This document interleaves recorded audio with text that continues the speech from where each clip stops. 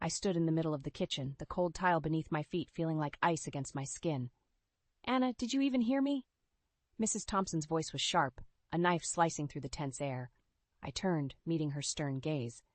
"I heard you, Mrs. Thompson. You want fish for dinner." "And not just any fish," she insisted, her eyes narrowing. "Get tuna, the fresh kind. Lily loves it." As if on cue, Lily, my 16-year-old stepdaughter, strutted into the kitchen, her phone glued to her ear. She barely acknowledged my presence, her eyes rolling dramatically. Fish again? I want a burger. Go get me one, Anna." The demands weren't new, but they stung each time. I was more a servant than a family member in this house. A deep breath steadied my voice. "But I'm already preparing dinner." Lily cut me off. "So I want a burger. Can't you do that one little thing for me?"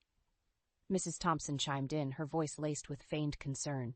"She's just a kid who wants a burger, Anna. It's not about being stingy."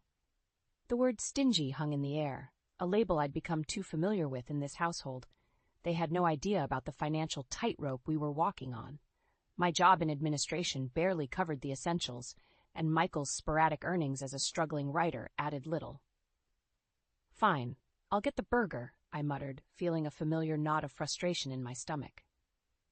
As I turned to leave, Lily's voice stopped me. "And I need $100. I spun around, disbelief written across my face. $100? For what? "There's this new game everyone has. I need it." I looked towards Mrs. Thompson, hoping for some semblance of reason. Instead, she nodded in agreement. "Poor thing. She needs to fit in with her friends. Give her the money, Anna." "But this month's budget is already stretched thin," I protested weakly. Mrs. Thompson's expression hardened. "Are you suggesting we're not entitled to Michael's royalties? What kind of stepmother are you?" "A stepmother trying to keep us afloat," I wanted to say. But the words never came. Instead, I reached for my purse, the weight of their expectations heavier than the coins and notes it contained. The evening air was crisp as I returned from the store, bags weighing down my arms. Inside them, a symbol of my surrender, a tuna and a burger. As I entered the house, the scent of disdain was more pungent than the food's aroma. "Finally," Lily scoffed, snatching the bag with the burger. "Took you long enough?" I set the tuna on the kitchen counter, meeting Mrs. Thompson's scrutinizing gaze. "Here's the fish, Mrs. Thompson." She inspected it with a frown. "It could be fresher. Next time, put in more effort, Anna." I nodded, a lump forming in my throat. Michael was in his study, probably lost in his world of make-believe literary fame. I longed for him to see the reality, our dwindling savings, the mounting bills, and his family's insatiable demands. Later that night I lay in bed, the moon casting shadows across the room. Michael's voice broke the silence. "Anna, you seem distant lately. Is everything okay?" I turned to face him, the moonlight revealing his oblivious expression. "It's just your family, and our finances. It's overwhelming." He brushed off my concerns with a wave of his hand. "Don't worry about money. Writers don't. It stifles creativity, and my family, well, they're just set in their ways." "But Michael, the reality is—" I started, but he interrupted. "Reality is subjective. In my world, my next novel will be a bestseller. You'll see." I wanted to scream, to shake him into seeing the truth. But I bit my tongue, a tear escaping down my cheek. I turned away, the unsaid words festering in my heart. The next morning, Lily's taunts and Mrs. Thompson's criticisms resumed. As I prepared breakfast, I overheard Lily talking to her friend on the phone. "She's so pathetic, pretending to be our mom. I wish Dad would just divorce her already." The words pierced through me like icy daggers. I wanted to confront her, to defend myself, but I remained silent, my hands trembling as I poured the coffee. At work, my colleague, Jane, noticed my forlorn expression. "Anna, you okay? You've seemed off lately." I sighed, the dam of my emotions ready to burst. "It's just home stuff. You know how it is." Jane leaned in, her voice a whisper. "If it's that bad, maybe it's time to think about yourself. You deserve happiness too, you know." Just her words echoed in my mind all day. Happiness, a distant dream smothered by the burden of illusions I was living under. The world outside was bathed in a soft, golden hue of the setting sun, but inside, the walls of the house felt like they were closing in on me. It had been another day of juggling insults and managing the impossible demands of my stepfamily. As I entered the living room, the sight that greeted me stopped me dead in my tracks. Half of the furniture was gone. The room, once cluttered with Mrs. Thompson's countless knickknacks and Lily's gadgets, was now eerily empty. A cold dread settled in my stomach. I reached for my phone, dialing Michael's number. It rang and rang, until finally his voice came through, distant and cold. "Anna, you noticed, huh?" "What's going on, Michael? Where is everything?" His laugh was hollow. "We've moved, Anna, to a high-rise condo. A fresh start, you know?" My heart pounded in my chest. A fresh start? Without me? "You can join us if you want, but you'll need to apologize first." "Apologize? For what? Keeping us from bankruptcy? For enduring their endless ridicule?" In the background, I could hear Lily's voice, laced with malice. "She finally realized she's not wanted. Good riddance." Mrs. Thompson's voice joined the chorus. "Michael deserves better. Someone who appreciates his talent." Their words were like venom, and with each syllable, the last threads of my attachment to this family frayed and snapped. "Michael," I said, my voice steady, "I won't be joining you. I hope you find what you're looking for in your new condo." There was a pause, and then a scoff. "How noble of you, Anna." The call ended, leaving me in a silence that was both suffocating and liberating. The next few days were a blur. I packed my belongings, each item a reminder of a life filled with false hopes and unreciprocated love. The divorce papers arrived soon after, with Michael's signature scrawled across them. As I signed them, a sense of freedom washed over me. This was the point of no return. I was leaving behind the life of a woman scorned and stepping into a future where my worth wasn't tied to the whims of a family that never saw me as one of their own. I left the house for the last time, the divorce papers in my bag. The world outside seemed different now, brighter, full of possibilities. I was no longer Anna, the unwanted stepmother. I was just Anna, and that was enough. The first morning in my new apartment greeted me with a quiet that was both unfamiliar and comforting. Sunlight streamed through the windows, casting a warm glow on the sparse yet cozy space I now called home. For the first time in years, I felt a sense of peace. Sitting at my small dining table, I sipped my coffee and reflected on the whirlwind of changes. I had left behind the toxic environment of my previous life, and, with it, the shadows that had clung to my spirit. Now it was just me, my thoughts, and the blank pages of a notebook that lay open in front of me. Writing had always been a secret passion of mine, a hidden outlet for my emotions. But in the chaos of my life with Michael and his family, it had been pushed aside, forgotten. Now the words flowed effortlessly, as if they had been waiting just beneath the surface, eager to be released. As days turned into weeks, I found solace in my newfound freedom and the routine I had established. My job in administration, once a source of stress, now felt manageable, even enjoyable. But it was in the evenings, when I returned to my writing, that I felt truly alive. I wrote about everything, my feelings, my experiences, and even fictional stories that mirrored the journey I had been on. Each word was a step away from my past and a step towards rediscovering who I was. It wasn't long before I decided to take a leap of faith. I submitted some of my work to various publications and writing contests. To my surprise and delight, the response was overwhelmingly positive. My stories resonated with readers, and I began to receive offers for freelance writing jobs. One evening, as I was finishing up a piece, my phone rang. It was Jane, my colleague. "Anna, you won't believe it. Your story won first place in the local writing competition. They loved it." I was speechless. This was more than just a win. It was validation of my talent and my journey. As weeks turned into months, my life settled into a pleasant rhythm. I was no longer just surviving. I was thriving. My relationship with Michael and his family became a distant memory, a chapter of my life that was closed and tucked away. But life has a way of bringing the past back, just when you think you've moved on. It was on a crisp autumn day that I received a call from Michael. His voice, once so familiar, now sounded like a distant echo from another life. "Anna, we need to talk." I hesitated for a moment, the old wounds still tender. But I was not the same woman he had left behind. I was stronger, more resilient. "All right, Michael, let's talk." The coffee shop was bustling with the late afternoon crowd, but the noise faded into the background as I saw Michael sitting at a corner table. He looked older, warier, a shadow of the man I once knew. "Anna, thank you for meeting me," he said, his voice tinged with a desperation I hadn't heard before. I sat down, keeping my expression neutral. What did you want to talk about, Michael? He hesitated, fidgeting with his coffee cup. It's about the condo and everything, really. We're in trouble, Anna. I listened, my heart void of the sympathy I once would have felt. Michael spoke of financial woes, the high-rise dream turning into a nightmare of debts and disillusionment. Lily and Mrs. Thompson, once so demanding, were now facing the harsh reality of their situation. I thought my writing would save us, but... Michael's voice trailed off, his eyes not meeting mine. The irony wasn't lost on me. The man who had dismissed my concerns about money was now drowning in the very thing he had ignored. Michael, I'm sorry to hear that, but why tell me this? We're divorced. Your financial problems aren't mine anymore. He looked up, a flicker of hope in his eyes.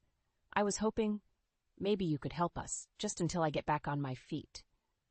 The request was absurd, almost laughable. Help you? After everything that's happened? Michael leaned in, his voice low. You were always good with money, Anna, and you've always been kind-hearted. Kind-hearted. The term felt like a slap. I had been kind-hearted, and it had been taken for granted, exploited. Michael, I've moved on. I have my own life now, my own expenses. I can't help you. His face fell, the reality of my words sinking in. I see. I just thought.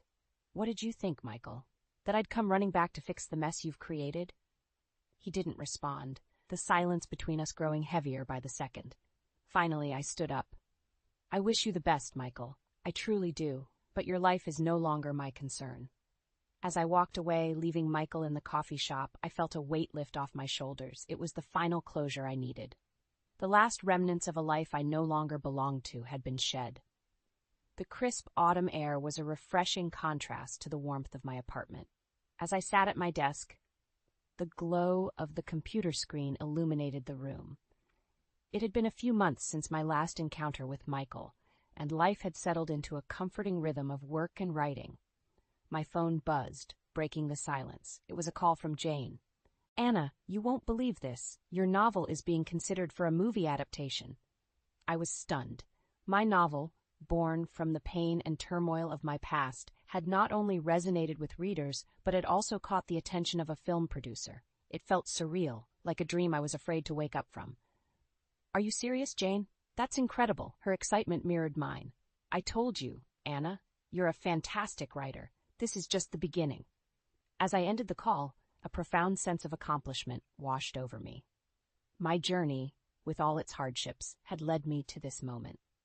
In the weeks that followed, negotiations for the movie adaptation progressed rapidly.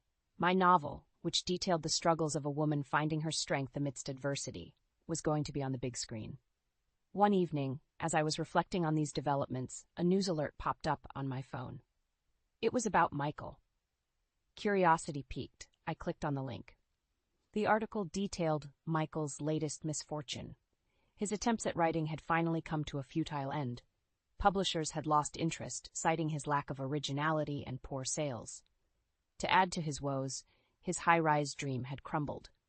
Unable to keep up with the rent and mounting debts, he and his family had been forced to move out. I read the article with a mix of emotions. There was no joy in seeing someone's life unravel, but there was a sense of poetic justice. Michael and his family, who had once looked down on me, were now facing the consequences of their actions and choices. As I turned off my phone, I realized that this was the true essence of karma. It wasn't about revenge or seeing others suffer. It was about the natural balance of life where actions and choices inevitably shaped one's destiny. I turned back to my writing, the words flowing freely. My experiences had taught me that strength comes from within, and that resilience is born from adversity. And now I was sharing those lessons with the world. My past with Michael and his family was a closed chapter, but it had given me the greatest gift, the realization of my own potential and the courage to pursue my dreams. As the moon cast a gentle light through my window, I smiled to myself. Life was unpredictable, filled with ups and downs, but I was ready for whatever came next. I had found my voice, my purpose, and no one could take that away from me. I can't believe you would do this to me, Damien. At my father's funeral, of all places. My voice trembles with rage and disbelief as I confront my husband, his shirt hastily buttoned and lipstick smeared on his collar. Damien's eyes widen in surprise before narrowing with contempt. Don't be so dramatic, Raven. It's not like you were ever enough for me anyway. His words cut deep, reopening wounds I thought had long since scarred over. I think back to when we first met, how his charm and promises of success had blinded me to the red flags. I was just a naive, struggling artist then, desperate for love and validation. I gave up everything for you, I choke out, my vision blurring with unshed tears. My art, my dreams, my self-respect, and for what? A loveless marriage and a lifetime of regret? Damien scoffs, his handsome face twisting into a sneer. You were always so pathetic, Raven, clinging to me like I was your last hope. Well, guess what? I never needed you. I only married you for your father's money and connections. The truth of his words hits me like a punch to the gut. I think of all the years I wasted trying to win his love and approval while he was busy building a life with someone else, someone younger, prettier, more talented. Who is she, Damien? The woman you were just fucking in the coat room? My voice is low and dangerous, barely recognizable to my own ears. He smirks, unashamed. Her name is Sasha. She's everything you're not, Raven. Young, passionate, with a real future in the art world, and she's pregnant with my child. I feel like I might be sick. The betrayal is too much, too raw. I think of my father, cold in his casket just feet away. He never approved of Damien, never thought he was good enough for me, and now with his last breath he was proven right. I want a divorce, I say firmly, my hands shaking as I reach for my phone. I'm done being your doormat, Damien. I'm done letting you destroy me. He laughs, cruel and mocking. You'll never be free of me, Raven. I own you body and soul. Without me, you're nothing. But as I press record on my phone, capturing his vicious words for all the world to hear, I feel a flicker of something long forgotten stir inside me. Something like hope, like defiance. You're wrong, Damien, I say calmly, my tears drying on my cheeks. I may have lost myself for a while, but I'm taking my life back, starting now. And with that, I turn and walk away, my head held high despite the curious stares and whispered gossip of the funeral guests. I don't know what the future holds, but one thing is certain. Raven Callaghan is done being shattered. It's time to pick up the pieces and create a new masterpiece from the ruins of my broken dreams.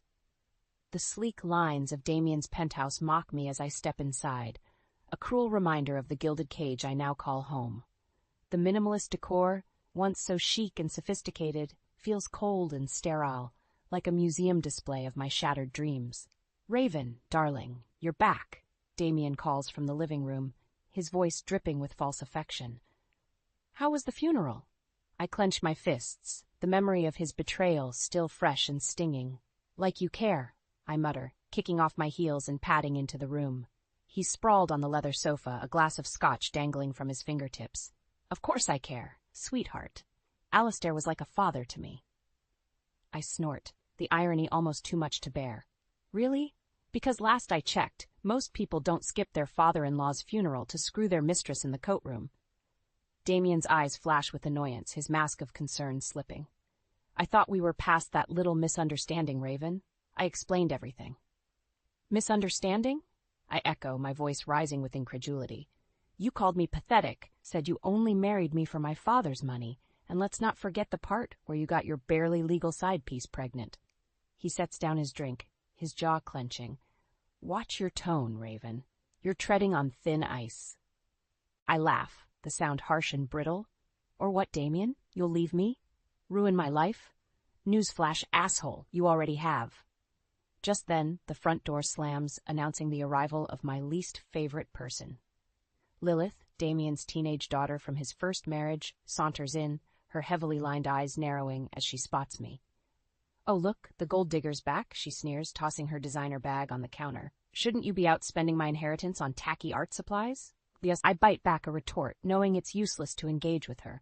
Lilith has hated me from the moment I moved in, seeing me as a threat to her daddy's fortune and attention. Lilith, please, Damien chides, but there's no real rebuke in his tone. Raven is part of this family now. You need to show her some respect. Respect? Lilith scoffs, her heavily glossed lips curling in disdain. For what? Her amazing ability to spread her legs and trap men into marriage? The words hit me like a slap, the air rushing from my lungs. I turn to Damien, expecting him to defend me, to put his daughter in her place. But he just shrugs, reaching for his drink again. She's not wrong, Raven. You didn't exactly bring much to the table when we met. No money, no connections, just a pretty face and a decent pair of tits. I feel like I might be sick, the room spinning around me. Is this really what he thinks of me? Is this all I am to him, to everyone in this godforsaken family? I'm an artist, I whisper, my voice cracking. I have talent, I have dreams. Lilith rolls her eyes, her laughter cruel and mocking. Dreams? Wake up, Raven. You're nothing but a washed-up wannabe who got lucky, and now that Daddy's gone, your luck's about to run out. She flounces out of the room, her parting words hanging in the air like a noose. I turn to Damien, desperate for some shred of comfort, of reassurance, but he just shakes his head, his expression a mix of pity and contempt. She's right, you know. Without Alistair's money, we're screwed. The gallery's in the red, and your little art projects aren't exactly paying the bills. I feel like I'm suffocating, the walls of this beautiful, terrible apartment closing in on me. Is this really my life now? A loveless marriage, a resentful stepdaughter, a husband who sees me as nothing more than a meal ticket? I think back to the girl I used to be, the one who believed in love and art and the power of her own voice. She seems so far away now, a distant memory of a life I can never reclaim. But as I stand there, something inside me hardens, a small, fierce spark of defiance flickering to life. I may be trapped, I may be broken, but I'm not dead yet. And one way or another, I'm going to make them pay for what they've done to me. 5 years. That's how long it's been since I stood in front of the mirror, a shadow of the woman I used to be. My once vibrant eyes are dull, my skin pale and drawn. The paintbrushes that were once an extension of my soul now lie forgotten, gathering dust in the corner of my studio. I hear the front door slam, followed by the click of high heels on the marble floor. Lilith, now 21 and every bit as vicious as her father, enters the room, her lip curled in a sneer. Still moping around, I see, she taunts, her gaze sweeping over my paint-splattered sweatpants and messy bun. Don't you have anything better to do than wallow in self-pity? I don't bother to respond, knowing it will only fuel her cruelty. Lilith has made it her mission to torment me at every turn, blaming me for the family's financial struggles and her own miserable existence. You know, if you weren't such a useless leech, maybe Daddy wouldn't have to work so hard to keep us afloat, she continues, examining her perfectly manicured nails. But I guess that's what happens when you marry a talentless gold digger. I feel a flicker of anger, but it's quickly extinguished by the weight of my own despair. She's right, after all. What have I contributed to this family, to this life? Nothing but broken dreams and empty promises. The sound of the door opening again jolts me from my thoughts. Damien enters, his suit impeccable and his expression unreadable. He barely spares me a glance as he pours himself a drink, the amber liquid sloshing against the sides of the glass. Lilith, darling, I need to speak with Raven alone, he says, his tone calm but firm. Why don't you go shopping with your friends? Use the black card. Lilith's eyes light up, her earlier venom forgotten in the face of her father's generosity. She snatches the credit card from his outstretched hand and flounces out of the room, leaving me alone with the man I once thought I loved. Your father called, Damien says, taking a sip of his scotch. He wants to see you. I blink, surprised by the mention of Alistair. We haven't spoken in months, not since our last explosive argument about my life choices. What does he want? I ask, my voice hoarse from disuse. Damien shrugs, his gaze still fixed on the view outside the window. He didn't say, but he sounded different, like he was in pain. A flicker of hope ignites in my chest, a tiny ember in the ashes of my dreams. Could this be it? The chance I've been waiting for? The opportunity to escape this gilded hell and start anew? I'll go see him, I say, my resolve strengthening with each word. Maybe he's finally ready to listen, to understand. Damien scoffs, draining the last of his drink. Don't get your hopes up, Raven. Alistair Blackwood is a stubborn old bastard. He'll never change. But as I walk out of the penthouse, my head held high for the first time in years, I feel a sense of purpose, of determination. I may have lost myself along the way, but I'm not going to let them win. I'll see my father, hear what he has to say. And then, one way or another, I'll find a way to break free from this nightmare and reclaim the life I once had, even if it means burning everything to the ground and starting from scratch. The church is silent, save for the muffled sobs of the mourners and the soft rustling of tissues. I sit in the front pew, my eyes fixed on the polished wooden casket that holds my father's lifeless body. Alistair Blackwood, the man who was supposed to be my rock, my protector, is gone. I feel a hand on my shoulder and turn to see Damien, his face a mask of feigned sympathy. "I'm so sorry for your loss, darling," he murmurs, his voice like silk hiding a dagger. "Your father was a great man." I nod, too numb to speak. I think back to our last conversation, just days before his sudden death. He had hinted at a change in his will, a final act of love and redemption. But now I'll never know what he wanted to say, never have the chance to make things right between us. The service ends, and I stand on shaky legs, accepting condolences from strangers and distant relatives. Damien is nowhere to be seen, and a sinking feeling settles in my gut. I excuse myself and slip out of the church, my heels clicking on the stone steps. I hear voices coming from the coat room, and I freeze, my heart pounding in my chest. It's Damien, and he's not alone. I inch closer, my breath caught in my throat. "God, Sasha, you feel so good," he groans, and I hear the unmistakable sound of flesh on flesh. "I can't wait to leave that frigid bitch and start a new life with you." "What about the money?" a woman's voice asks, breathless and eager. "You said she was going to inherit everything." Damien laughs, the sound cruel and mocking. "Don't worry about that, baby. I have a plan. Once the will is read, I'll contest it, say that Raven manipulated the old man into cutting me out. She's got no proof, no witnesses. It'll be her word against mine." I feel like I might be sick, my stomach churning with rage and disgust. How could I have been so blind, so stupid? I trusted him, loved him, and all along he was plotting to use me and toss me aside. "And what about the kid?" Sasha asks, her voice tinged with worry. "You sure it's yours?" "Of course it's mine," Damien scoffs. "You think I'd let some other man touch what's mine?"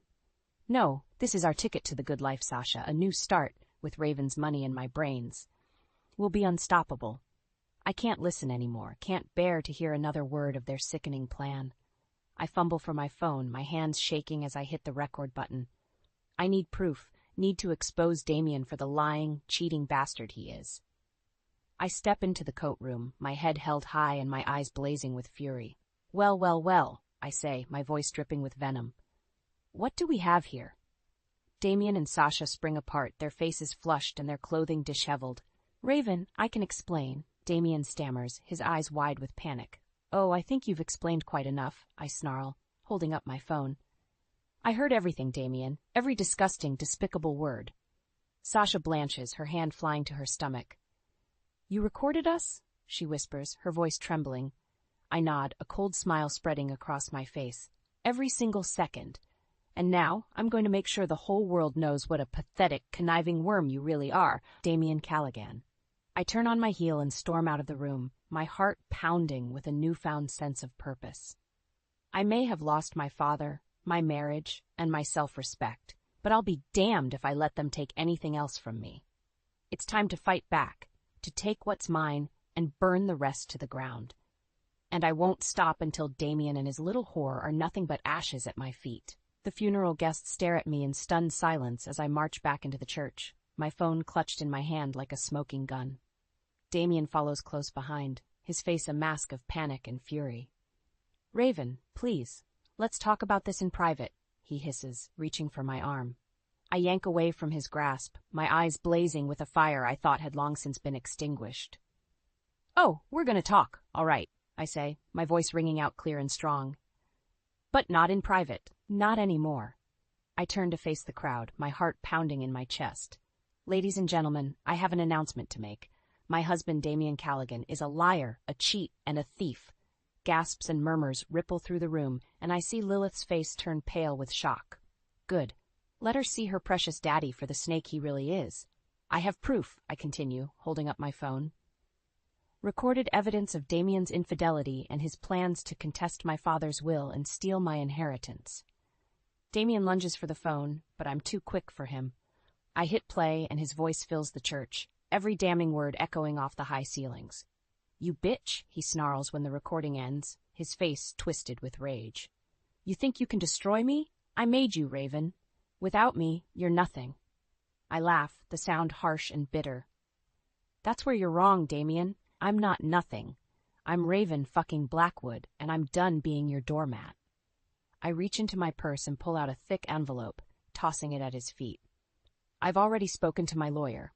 My father changed his will before he died, leaving everything to me. And as for you, you're out on your ass, with nothing but the clothes on your back and the child support payments for your bastard kid. Damien's face drains of color, his mouth opening and closing like a fish out of water. You can't do this, he whispers, his voice trembling. I'll fight it. I'll take you for everything you're worth. I smile, cold and cruel. You can try, but I have the law on my side and a team of the best lawyers money can buy. You're finished, Damien. And as for you, Lilith? I turn to face my stepdaughter, my eyes narrowing. Don't even think about coming to me for help. You're just as bad as your father, and I'm done enabling your toxic behavior. You want money, get a job. You want love, earn it. But don't expect anything from me, ever again. Lilith's face crumples, tears streaming down her cheeks. Please, Raven, I'm sorry. I didn't mean it, any of it. I was just angry, jealous. Don't cut me off, I need you. I shake my head, my heart hardening to her crocodile tears. You need a reality check, Lilith, and I'm done being your punching bag. I have my own life to live, my own dreams to chase, and I won't let you or anyone else hold me back anymore. I turn to the stunned crowd, my head held high. Thank you all for coming to pay your respects to my father. But if you'll excuse me, I have a divorce to finalize and a new chapter to begin. I walk out of the church, my steps light and my heart soaring. For the first time in years, I feel alive, powerful, in control of my own destiny. Damien and Lilith can rot in the hell they've created for themselves. I have a legacy to claim and a life to rebuild, one brushstroke at a time, and nothing and no one is going to stand in my way.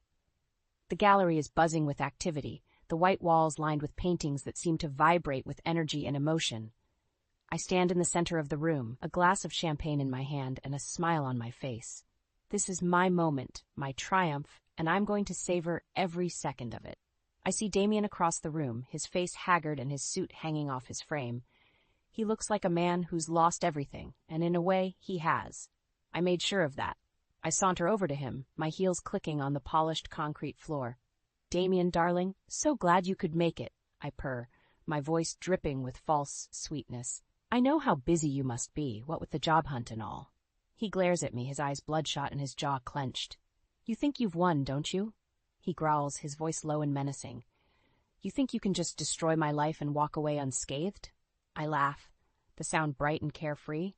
Oh, Damien, I don't think I've won. I know I have, and as for walking away unscathed, I'm not the one who's been blacklisted from every gallery in the city, am I? His face twists with rage, and for a moment I think he might actually hit me. But then a voice cuts through the tension, smooth and confident. Raven, darling, there you are. I've been looking all over for you. I turn to see Marcus, my new business partner and the owner of the most prestigious gallery in town. He's tall and handsome, with salt and pepper hair and a smile that could charm the pants off a nun. Marcus, so sorry to keep you waiting, I say, taking his arm and shooting Damien a triumphant look. I was just catching up with an old friend. Damien's eyes narrow, his fists clenching at his sides. Friend? Is that what you call the man who ruined your life? Marcus raises an eyebrow, his gaze flicking between us. Ruined her life? From where I'm standing, it looks like Raven's doing just fine. Better than fine, actually.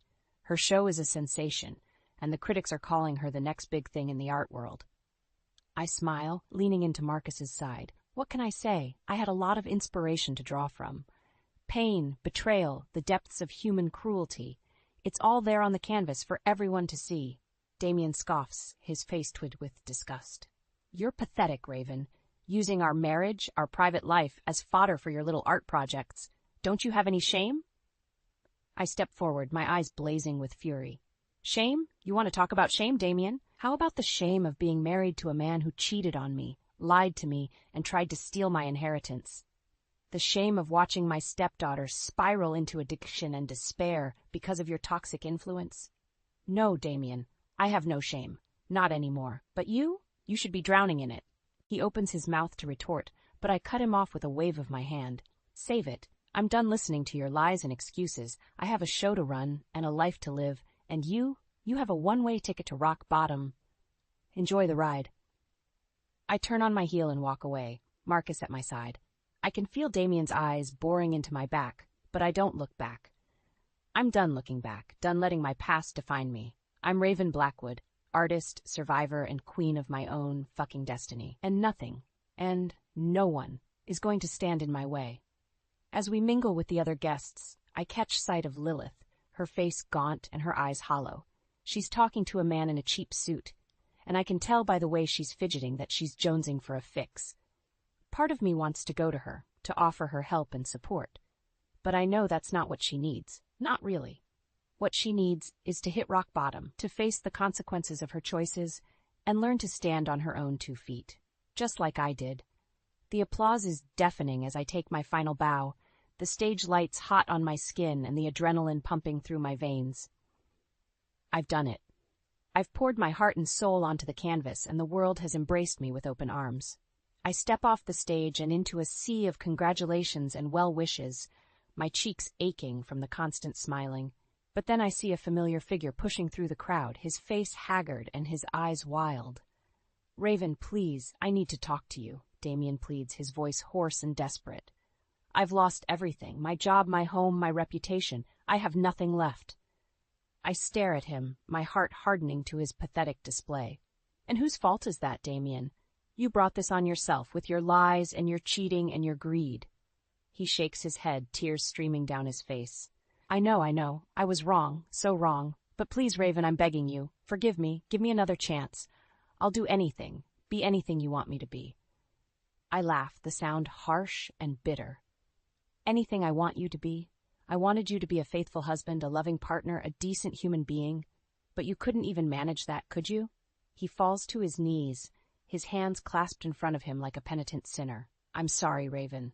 I'm so sorry. I was weak, selfish, stupid, but I've changed, I swear. I'll prove it to you, every day for the rest of our lives. Just give me one more chance, please." I look down at him, this man who once held my heart in his hands and crushed it without a second thought. And I feel nothing. No love, no hate, no pity. Just a cold, empty void where my feelings for him used to be. "Get up, Damien," I say, my voice flat and emotionless. "You're making a scene." He staggers to his feet, his face a mask of desperation and hope. Does that mean? I shake my head, a small, cruel smile playing at the corners of my mouth. "It means I'm done with you, Damien. Done with your lies, your manipulation, your endless cycle of betrayal and false remorse. I gave you chances, more than you ever deserved, and you threw them all away like the selfish, spineless worm you are." His face crumples, his shoulders sagging in defeat. "Raven, please." I hold up a hand, cutting him off mid-sentence. "No more, Damien. No more pleading. No more promises. No more second chances. You're dead to me, do you understand? Dead and buried, just like the love I once had for you." I turn to walk away, but he grabs my arm, his fingers digging into my skin. "You can't do this, Raven. You need me, just like I need you. We're meant to be together. Can't you see that?" I yank my arm out of his grasp, my eyes flashing with fury. The only thing I see is a pathetic, delusional man who can't accept that his time is up. "You had your chance, Damien. Multiple chances, and you blew them all. Now it's time to face the consequences of your actions." I walk away, my head held high and my heart light. I can hear him calling after me, his voice growing more and more desperate with each step I take. But I don't look back, don't falter in my stride. I'm done being a victim, done being a pawn in someone else's game. I'm the master of my own fate now, the captain of my own ship. And I'm sailing towards a future that's bright and bold and full of endless possibilities. As I step out into the cool night air, I feel a sense of peace wash over me. I faced my demons, confronted my past, and emerged stronger and wiser for it. I'm ready for whatever comes next, whatever challenges and triumphs lie ahead. Because I know that no matter what, I'll face them head on, with courage and grace and an unshakable belief in myself. I am Raven Blackwood, and I am unstoppable. The sun streams through the floor-to-ceiling windows of my new penthouse, casting a warm glow over the sleek, modern furniture and the vibrant paintings that adorn the walls. I stand on the balcony, a cup of coffee in my hand, and gaze out at the city skyline, a sense of peace and contentment washing over me. It's been 6 months since I walked away from Damien and Lilith, 6 months since I took back control of my life and my destiny. And in that time, I've accomplished more than I ever thought possible.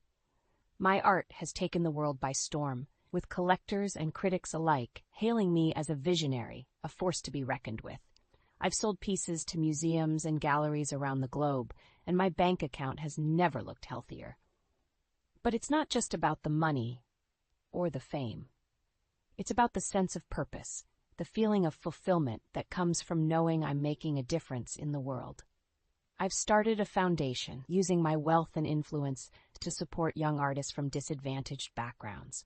I mentor them, guide them, help them navigate the treacherous waters of the art world. And every time I see one of them succeed, every time I watch them take the stage and bask in the applause, I feel a rush of pride and joy that's unlike anything I've ever experienced. But even as I revel in my newfound success, I can't help but feel a twinge of emptiness, a sense that something is missing. And I know exactly what, or rather who, it is. Lilith. I haven't spoken to her since that fateful night at the gallery, haven't seen her since she stumbled out of the building, high and desperate and lost. But I've kept tabs on her, watched from afar as she spiraled deeper and deeper into addiction and despair. Part of me wants to reach out, to offer her the same support and guidance I give to my young protégés. But another part of me, the part that still bears the scars of her cruelty and betrayal, hesitates. And then, one day, I receive a letter. It's from Lilith, written from a rehab facility in Arizona. She tells me she's sorry, that she's been working on herself, trying to make amends for all the pain she's caused. She asks for my forgiveness, my help in rebuilding her life. And as I read her words, I feel a stirring in my heart, a glimmer of hope that maybe, just maybe, there's still a chance for redemption. I write back, cautiously at first, then with growing warmth and affection. We exchange letters, then phone calls, then visits. And slowly but surely I watch as Lilith transforms before my eyes, shedding the layers of anger and bitterness and emerging as a new woman, strong and resilient and full of promise. Together we work to build a new life for her, one based on honesty and trust and mutual respect. I help her find a job, a place to live, a network of supportive friends and mentors. And as I watch her flourish, I feel a sense of pride and accomplishment that rivals even my greatest artistic triumphs. But even as Lilith and I mend our broken relationship, I know that there's one loose end left to tie up. One final piece of the puzzle that needs to fall into place. Damien. I've avoided him for months, refusing his calls and emails and desperate pleas for forgiveness. But I know that I can't run forever, can't hide from the truth of what he did and who he is, and so I agree to meet with him, one last time. We sit across from each other in a quiet coffee shop, two strangers who once shared a life and a love. He looks older, thinner, his eyes haunted by the weight of his mistakes. And as he speaks, as he pours out his heart and his soul, I feel a flicker of something that might be pity, might be understanding, but I also feel a sense of closure, a sense that this chapter of my life is finally coming to an end. And as I walk away from him, as I step out into the bright, bustling streets of the city, I know that I'm ready for whatever comes next. Because I am Raven Blackwood, artist, survivor, and master of my own destiny, and nothing and no one can ever take that away from me. Has that poor old hag finally kicked the bucket? I glared at the man, annoyed by his words. My ex-husband, who ran off with his mistress, leaving his blind mother behind. It was hard to believe he was the son of that once kind-hearted woman. His crude remarks brought my anger to its boiling point. You must have had it rough, huh? Well, now you're free. But, come on, someone your age, there's only so much freedom you can enjoy, right? His obnoxious laughter echoed as I smiled sweetly, hiding my fury. Yeah, I got the $3 million inheritance. So I'll be living freely from now on. The smile vanished from my ex-husband's face. Little did he know, soon he'd be on his knees begging for my forgiveness. My name is Emily. I'm 63 years old. I got married young and ended up living with my in-laws. They were kind people, but my husband was a disappointment. We divorced 10 years ago when I was 53. At that time, our eldest daughter, Mia, was 18, and our son, John, was 15, right when education costs were the highest. On top of that, my mother-in-law was blind. Taking care of the kids and my mother-in-law was far from easy.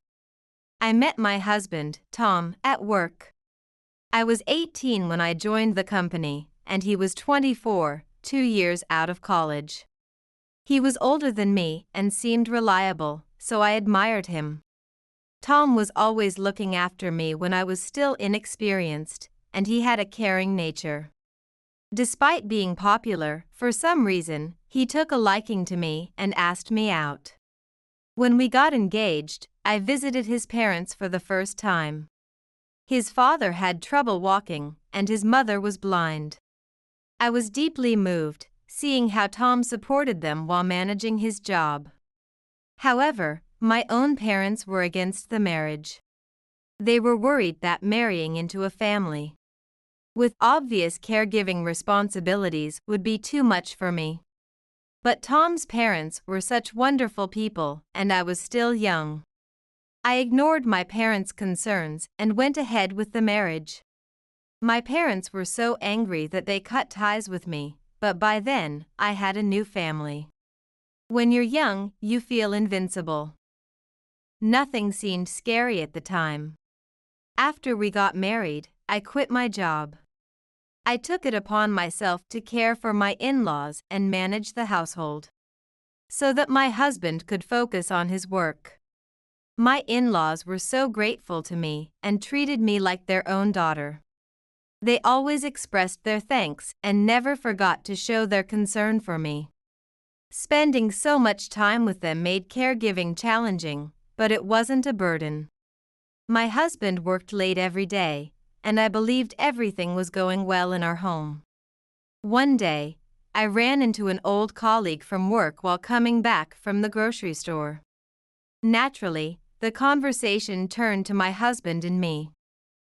My colleague said, "Tom is such a great husband. He always leaves work early because he says you're having a hard time. He's really something, isn't he?" I couldn't believe my ears. Tom never came home before 10 p.m. That was hardly early. It had to be some sort of mistake. Still, I couldn't say anything at the time. So I awkwardly smiled and replied, "Yes, that's right." Later that evening, I mentioned it to my husband, intending to test him a little. "You've been coming home late a lot lately. Couldn't you come back earlier? Your dad seems to feel bad about having me, a woman, help him with everything. At least you could help him with his bath." But before I could finish, Tom yelled at me. "What? I'm working. I'm not playing around. Tell Dad to stop being so picky. Your father didn't say anything. I just thought he might feel that way." It was clear my husband had no intention of helping with the caregiving. On top of that, he seemed overly defensive. I had a sinking feeling that my suspicions were right. But at the time, I couldn't bring myself to acknowledge it. I was afraid of what would happen if I pressed him and uncovered something I didn't want to know. After all, I had married him against my parents' wishes, and I had nowhere to go. I also worried about my in-laws. In the end, I decided to continue on with my life as usual. One day, I thought about getting an electric wheelchair for my father-in-law. He was using a cane and a regular wheelchair. But with an electric one, he could enjoy short walks. I imagined pushing my blind mother-in-law in her wheelchair alongside him, so we could all go a bit farther on our outings. I shared the idea with my husband, fully expecting him to agree. But his reaction was less than enthusiastic. "Really? Do we need that?" He looked pained as he replied. "I'm barely keeping us afloat on my income alone. Do we really need to waste money like that?" It was true we weren't wealthy. But I didn't see it as a waste if it made his parents even a little bit happier. Then, how about we pay it off little by little using your parents' pensions? Maybe we could borrow a bit from the bank too? At that, my husband seemed somewhat convinced and said, "Just don't make it my problem." Of course, I couldn't tell my in-laws exactly what he said. Instead, I told them that he'd agreed to let us take out a loan. And my father-in-law was delighted. We went to the bank together, got a loan, and purchased the electric wheelchair. My in-laws were very happy with it. However, not long after, my father-in-law passed away. Both my mother-in-law and I were heartbroken, but my husband muttered, "He just left us with debt. I told you we didn't need to buy it." I was sure my mother-in-law heard him. I felt incredibly guilty. It was just the two of us, my mother-in-law and me, living in the house now. Even though she was blind, there were some things she could manage on her own inside the house, which lessened the burden on me quite a bit. Around that time, my husband suggested we start thinking about having children. I had once doubted him, but hearing that, I convinced myself that I must have misunderstood something. We eventually had 2 children together. But unfortunately, my husband didn't change even after they were born. He still didn't care about anything related to the household. I was overwhelmed with housework and raising the children. But at least my mother-in-law seemed happy, which was a small comfort. Though she couldn't see the grandchildren, after my father-in-law passed away. Having the kids around seemed to lift her spirits. She'd been so down, but now she smiled more, listening to the children's lively voices. Despite everything, we managed to live happily enough.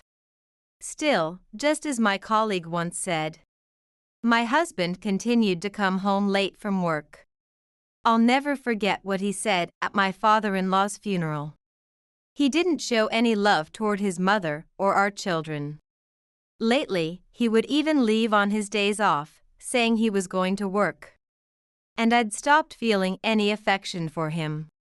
I began to think that as long as he brought in money, that was enough. Our broken marriage continued like this. But our children grew up to be kind and thoughtful.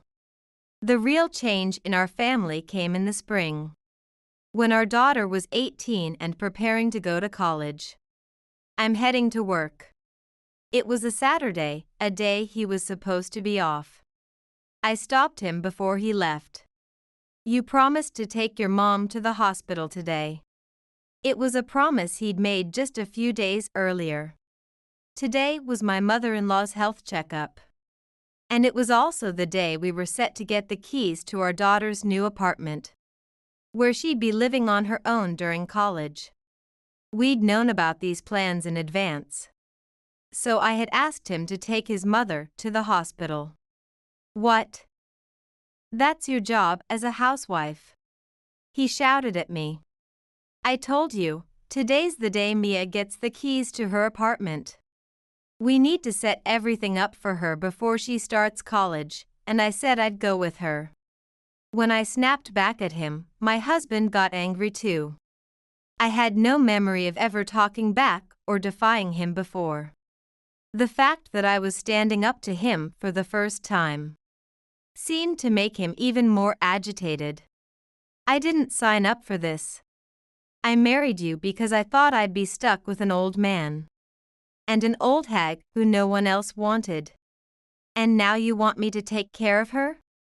If you can't take her, let her go by herself." I was speechless. How could anyone be this cruel? I had sensed for some time that he didn't care about his mother. But to suggest sending a blind woman out alone? And to insult me like that. It was unbearable to find out the real reason he had married me. I was filled with regret. "That's enough." That's all I said to him, finally giving up on expecting anything from him. Satisfied that I didn't argue back, he said, "All right then, you take care of the old hag and the kids." And with that, he left the house and never came back. In the end, our daughter had to handle getting the keys to her new apartment on her own and buy everything she needed for her new life. Meanwhile, I took my mother-in-law to her health checkup. Somehow, we made it through the day. Everyone noticed that my husband hadn't returned, but no one said a word about it. A few days later, a letter arrived. It was from my husband. There was no return address, only his name. And inside was a divorce agreement and a brief letter. He wrote that he was living with his mistress now. Didn't want anything to do with the debt left by his parents. And told me to live my life without him. I was exhausted. If this is how things were going to be, cutting ties with him would make me happier. That's what I thought. Before submitting the divorce papers, I told my kids and my mother-in-law. The person who took it the hardest was my mother-in-law. "I'm so sorry." She just kept repeating that, crying as she held my hand. "I've been happy enough with you, Emily, and Mia and John. But once you're divorced, I'll be a stranger. I'll live on my own from now on. It'll take some time, but I'll move out." That's what she whispered. I responded a bit more firmly. "You are like a real mother to me, and to the kids. You're their one and only grandmother. You don't need to worry about anything. Even if I divorce, we're still family. Let's keep living together just as we have been." Hearing that, she sobbed and thanked me. But I couldn't ignore the fear that lingered in the back of my mind. Even if my husband was only an ATM, his presence had provided some financial security. Now, he was gone. I desperately looked for a job, but after years of being a housewife, no one wanted to hire me. Both Mia and John offered to work. When I was beginning to lose hope, my mother-in-law said, "Don't worry about anything. Let the kids go to school as usual. Emily, you don't need to work either. Leave it to me." We were puzzled by her words, but as she promised, nothing in our lives changed. In fact, we were living more comfortably than when my husband was still around. I submitted the divorce papers. And my mother-in-law wanted to file a missing person report for my ex-husband. But I didn't want to see him again. Still, I knew she wanted to see her son, so we filed the report. However, my ex-husband was never found. We continued to live as a family of 4, creating many happy memories. 2 years ago, my mother-in-law passed away and joined my father-in-law. She never got to see her son again. Even though he was her child, there was no way to contact him. When I managed to find his address, no one lived there anymore. We had a small funeral for her with just the 3 of us, and we said our goodbyes. And now, standing in front of me is my ex-husband. I was out shopping when he suddenly appeared in front of me. I thought I must be mistaken and tried to ignore him, but he kept staring at me. He recognized me. He must have thought the same, because he looked over at the much younger woman standing beside him and spoke up, showing her off. "Emily, right? Still looking as miserable as ever. That's a bit rude, huh?" The woman beside him giggled as she said that. It was clear they were mocking me, and I sighed. I was about to walk past them when my ex-husband said, "Has the poor old hag kicked the bucket?" I froze in my tracks and glared at him. "The poor old hag? Who are you talking about?" He snickered and replied, "You know who I mean. That blind old woman you were stuck living with. Heard through the grapevine she passed. Must have been tough for you, huh? Well, now you're free. Though for someone your age, there's only so much freedom you can enjoy, right?" His disgusting laughter echoed in the air. My anger reached its boiling point. But I knew that reacting now would only play into his hands. I forced a smile, hiding my rage. Yeah, I got $3 million from the inheritance. So now I'm living freely without having to work. Thanks for your concern. What? The smile disappeared from my ex-husband's face, though he had just been mocking me moments ago. Well then. As I tried to walk past him, he stood there dumbfounded. Then, in a panic, he called after me. Wait. $3 million in inheritance? What are you talking about? What do you mean, what am I talking about? I mean exactly what I said. Thanks for disappearing, by the way. It made the inheritance process go smoothly without you. My ex-husband's face turned pale. Good, I thought. I hadn't planned on telling him anything. But he deserved to know just how shallow and foolish he really was. You've got to be kidding me. I'm her son. How come I never heard about such a large inheritance? I should have a right to some of that money. I couldn't help but smirk at his words. Oh, but you weren't around. You know, right? If you go missing for 7 years, the law treats it as if you're dead. What? So, in your mother's will, the inheritance came to our son, our daughter, and me. There's no place for you anymore. He stood there, dumbfounded, his expression ridiculous. I nearly laughed out loud. It was only after my mother-in-law passed away that I realized she had planned this all along, asking me to file a missing person report for her son. The substantial inheritance my mother-in-law had left behind. A man who introduced himself as a lawyer came and explained everything to us. It turned out that my mother-in-law's family had been landowners. Like me, she had been estranged from her family, but she still had the right to inherit.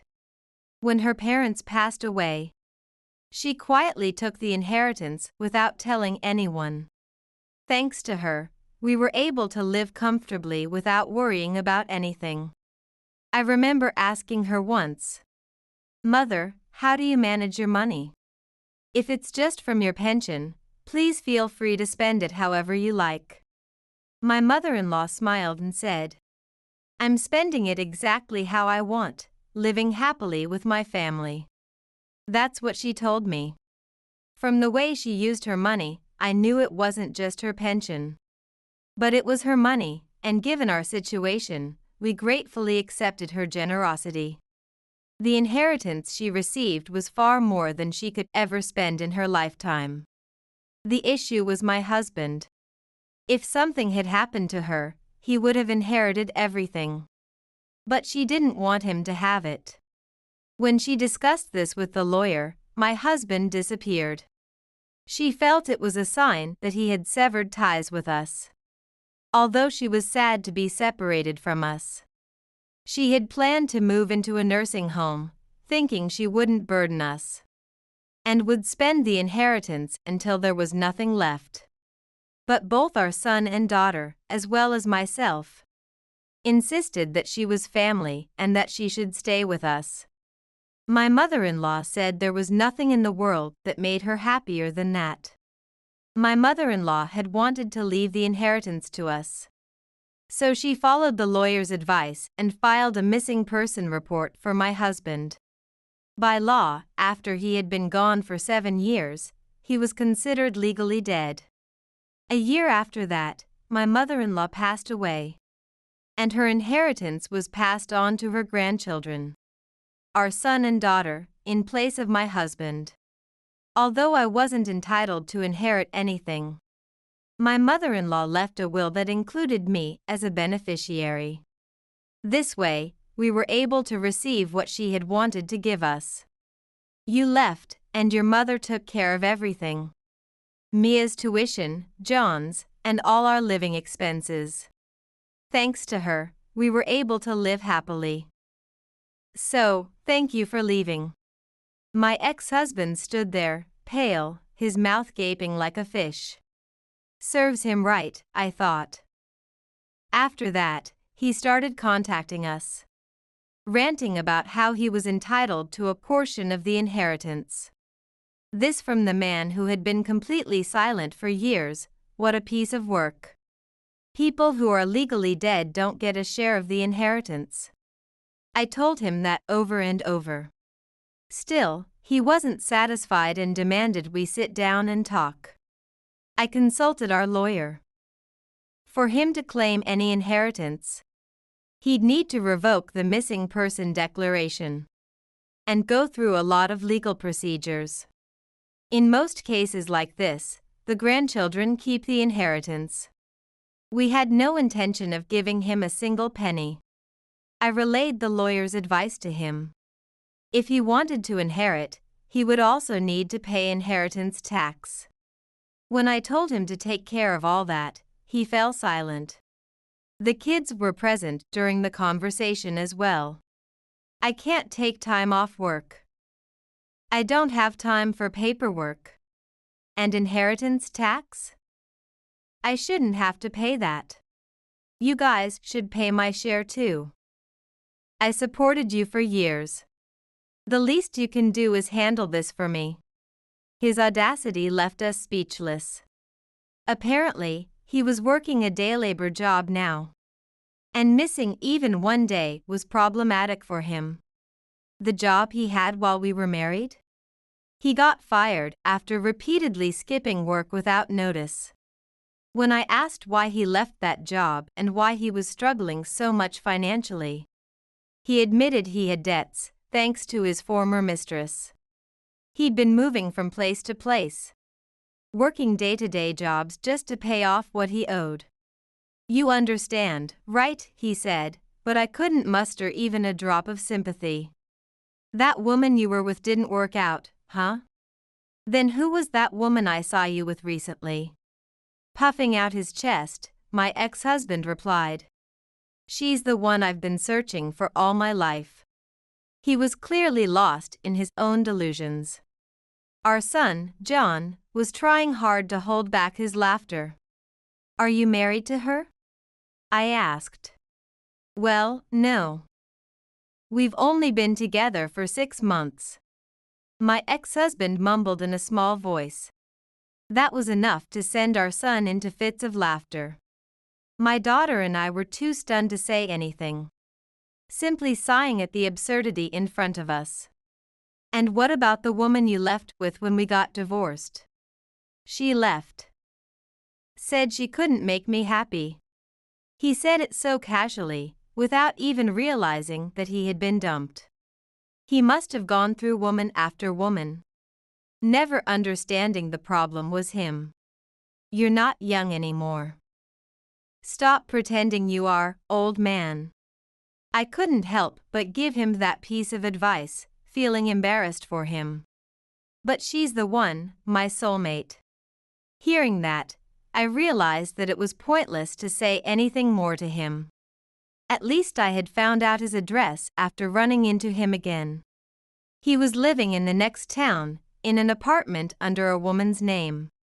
My son, John, ended up buying the entire building and becoming the landlord. Grandma gave us that money, and it'd be a waste just to let it sit. I figured investing in real estate would be a smart move. That's what John said. I thought he might have done it to help his father, but that wasn't the case. In fact, if the rent was even a day late, John was quick to go and demand it. The previous landlord had been lenient, but not my son. Mom went through so much because of him. He chose this selfish lifestyle, so he should struggle more than you ever did. It was John's way of punishing his father. My ex-husband had never done anything fatherly for the kids, so it was only natural that they had their own feelings about it. Eventually, unable to endure his new life, my ex-husband came to me, fell to his knees, and begged for forgiveness. I'm so sorry. I was wrong to leave everything to you. including taking care of my parents and the kids. Seeing him like that made me sigh. He was desperate. But, I have my own life now. Couldn't you ask John to lower the rent just a little? He asked with teary eyes. It must have been tough for him. I don't know. If you had at least been a good father to the kids, things wouldn't have turned out like this. You failed as a husband, as a father, and as a person. Now, what do you have left? What was your life even about? You should think long and hard about that. With that, my ex-husband quietly left. His figure looked so small as he walked away. In the end, after repeatedly failing to pay rent, he was forced to leave the apartment. He moved into an old, drafty building that was about 50 years old. I heard he's still working day-to-day jobs, struggling to make ends meet. The soulmate he had been with when I saw him that day? Apparently, she left him when he moved out of the apartment. He had been paying her living expenses, and since he couldn't afford rent anymore, it wasn't surprising she left him. In fact, he should be thankful she stayed with him as long as she did. She was still young, and like me back then, she probably didn't see who he truly was. As for us, we're living happily now, thanks to my mother-in-law. Just like John said, we invested in real estate and stocks. And now we have passive income that allows us to travel and enjoy life. And Mia is getting married. Her fiancé is a kind man, and he treats me well too. Our family is growing, and our happiness will only increase from here. I can appreciate this joy all the more because we overcame such a difficult past.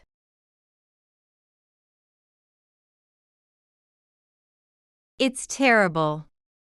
It seems Mom has fallen down the stairs at home and gotten hurt. No sooner had I pressed the call button than my husband, Tony, spoke in a panicked voice. What? That's why. Mom's been injured. I'm going to go back to my parents' house for a while to take care of her. I'm leaving the house stuff to you. I thought, my mother-in-law? But she's right in front of me. Right now, I'm happily having coffee with my mother-in-law at her house. What is Tony talking about? As I was puzzled, she gestured to me with her eyes and pressed her index finger to her lips with a shoe. I nodded okay and put my smartphone on speaker mode between my mother-in-law and me. Hey, is it really true that Mom got hurt?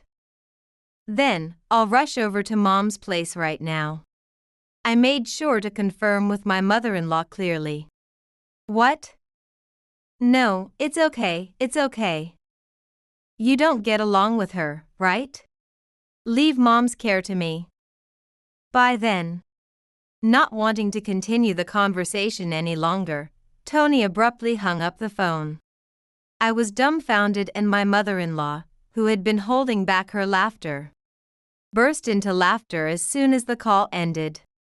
Let's see how things go for a while. My husband, Tony, completely disinterested in me now, still doesn't know about the secret relationship between my mother-in-law and me. I could envision his pale face in the future, and I couldn't help but smile. My name is Kathy. I have been working as a caregiving assistant since graduating from high school, and I'm now in my 50s. Tony was my high school classmate, and we got married in our late 20s. In the early days of our marriage, I had a problem. It was with his mother, Dorothy. His parents' house was nearby, so I ran into her frequently at the supermarket or when taking out the trash.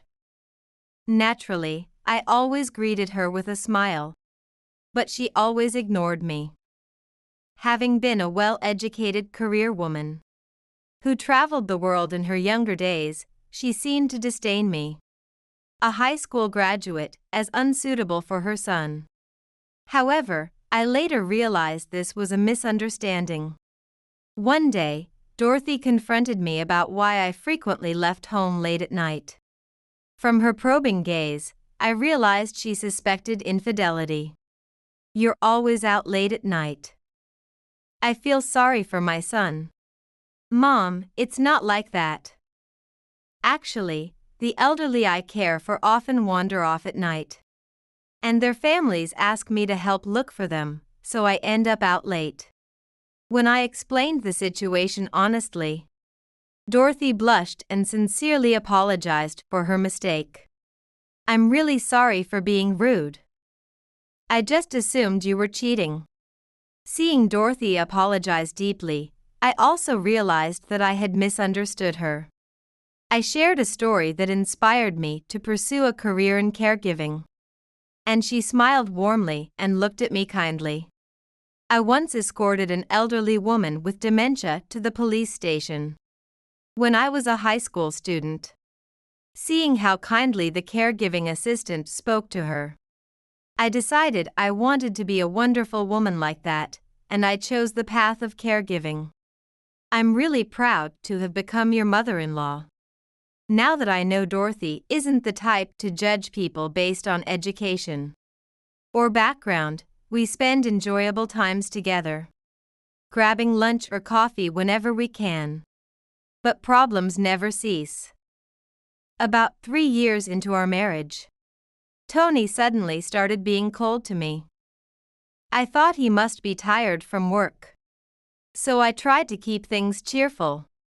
"Welcome home. They're showing that movie we watched on our first date on TV today. Want to watch it together?"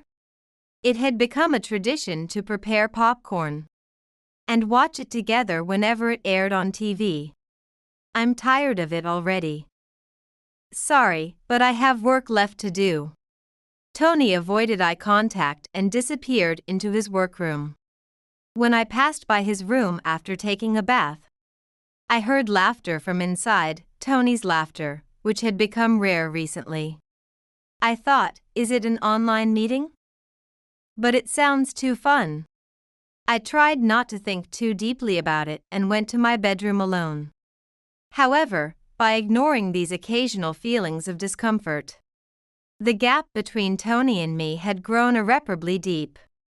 Previously, on our anniversaries and my birthdays, Tony always remembered to send flowers and gifts, but now he doesn't come home, claiming overtime, and sometimes reeks of alcohol when he does.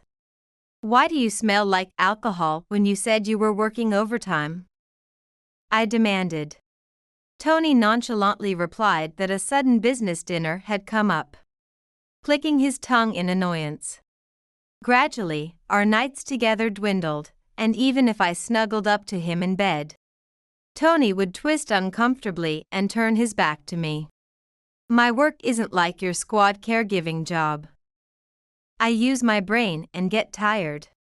Tony spat out without looking at me. I thought, squad? Is that what he thinks of my job? I take pride in my caregiving work. It's a fulfilling job where I can help people. And while I don't do it just for thanks, it feels good to be appreciated. However, caregiving is not all fun and games, it's mostly tough. And I'm exhausted after work, studying between work and house chores to improve my skills. As anger welled up inside me, I also felt sad to be belittled about my job. But I hated for fights to spoil the atmosphere at home, so I bit my lip and held back. I thought, Tony must just be tired, he doesn't mean it. I kept telling myself this and continued to endure. But my patience was in vain, and the situation worsened. Tony claimed to be working overtime or on business trips, and meals at home became exceedingly rare. When he did eat at home, he was distant, mechanically shoveling food into his mouth. "How's the seasoning on the turkey? Should it be stronger?" Tony didn't respond, as if he hadn't heard my voice. "Hey, listen." "What?" When I asked about the seasoning again. Turkey? Oh, it doesn't matter as long as it's edible, Tony said with an indifferent face, fiddling with his phone out of my sight. Then, suddenly standing up. He said he had a call from work and left the food to lock himself in his workroom. Tony didn't come out of the room again, and I sighed, looking at the half-eaten meal he had left. It was expensive fish. I had splurged, hoping to energize him after his recent string of late nights. If he wasn't going to eat, I wished he would tell me. I wrapped the leftovers and put them in the fridge for my lunch the next day. The next day, Tony staggered home drunk at 2 a.m. I had reached my breaking point. Hey, can't you at least let me know if you're going to be late? It wasn't much to ask for, a simple message would have sufficed. Some urgent work came up, and I'm tired, so stop nagging. Tony snapped, clumsily kicking off his shoes and dramatically covering his ears with his palms. Nagging? I have to prepare meals and plan my own schedule, you know. Plan? You're always just cooking the same stuff. Who do you think works to afford this nice house anyway? His words, belittling me while drunk, left me speechless. This house was actually built by his mother, Dorothy. And Tony hadn't paid a penny towards it. Besides utilities, which were paid by direct debit, I covered everything else from my salary. Initially, Tony would give me some cash, but he gradually started avoiding the subject. I nearly spoke up, but bit my lip to avoid hurting Tony's pride. Tony seemed to guess what I wanted to say and glared at me, frowning deeply. His right arm moved, and I instinctively braced for a blow. But then he suddenly laughed and gave me a condescending smirk. Well, your poor parents didn't contribute a penny, did they? The words were as hurtful as physical violence. What are you saying? I was too angry to articulate my thoughts properly as he mocked the parents who had raised me lovingly. Indeed, my family wasn't wealthy, but they had offered to help, which Tony had refused. I remembered the mixed expressions of gratitude and apology on my parents' faces back then. I'm happy just to be married to Kathy. Back then, I proudly watched Tony as he gently embraced me, thinking I had chosen the right person. Yet now, leaving me dumbfounded. He spat out, "I'm taking a bath," and stormed off to the room. From that day on, Tony started staying at a hotel more than once a week, even though he wasn't on a business trip, and he never informed me beforehand. He claimed it was a busy period at work. But this busy period had been going on for over half a year now. As usual, I was having breakfast alone in the morning when Tony called. "Hey, I'm at the station now. Bring me a change of underwear and a shirt." "What?" "I have to visit a client before I go to the office today." "I can't." "Fine, then come within 10 minutes. Tony hung up abruptly, without any regard for my schedule.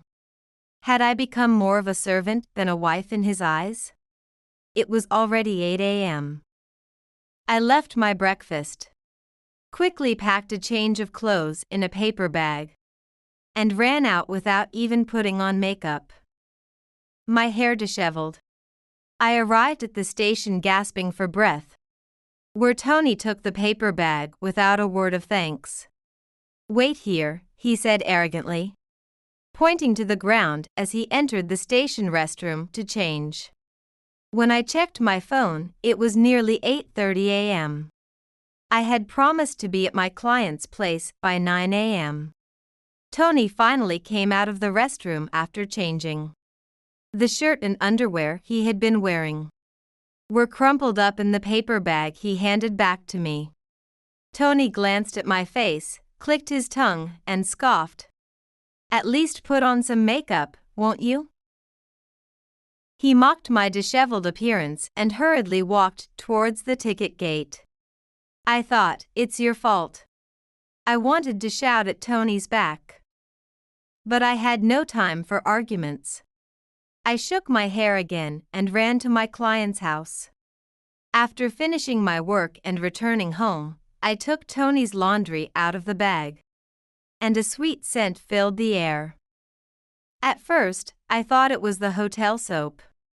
But the fragrance was too strong, it had to be perfume. When I told Tony about it after he came home, he visibly panicked. Ah. That. It's just the perfume of the woman next to me on the crowded train. As he nervously rambled on about things I hadn't even asked. My suspicion only deepened. The next day, Tony came home unusually early, holding a pink paper bag. Actually, I've been looking for a perfume that suits you recently. So maybe that's why my shirt smelled. Why? It's not even my birthday. Confusion overtook any sense of delight, and I inadvertently frowned. What? I can't give you something even if it's not a special day? Ungrateful. Tony seemed displeased by my reaction, threw his bag on the sofa, and sulked. A few days later, while I was having coffee at Dorothy's house on a weekend, Tony, who had said he was working, called shortly after leaving the house. It's terrible. It seems Mom has fallen down the stairs at home and gotten hurt.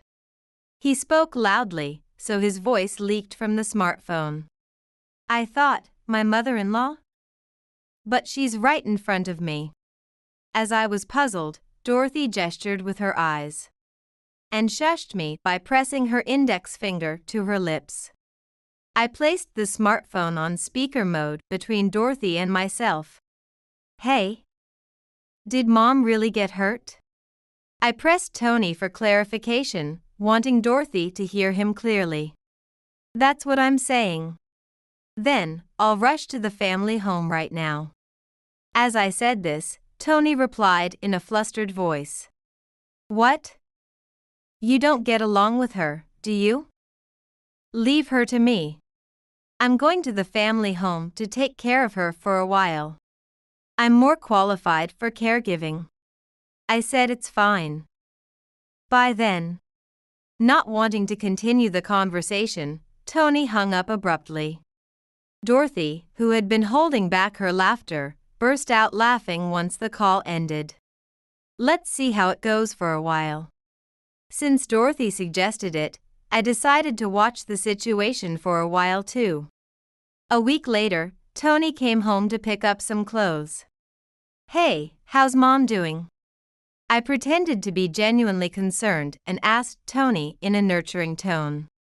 Ah, the surgery went well, and she'll be discharged soon. I mercilessly pointed out the contradiction in Tony's words. What? Weren't you supposed to be on home care? Tony made a face that said he'd been caught and started making excuses at a rapid pace. Yeah. That's right. He was rushed to the hospital with a sudden illness. Had surgery, and then fell and sprained his ankle during rehab at the hospital. Stupid, right? What? A sudden illness? It wasn't an injury? I didn't ease up on my questioning.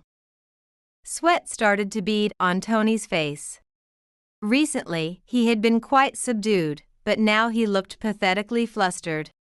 And I couldn't help but burst out laughing.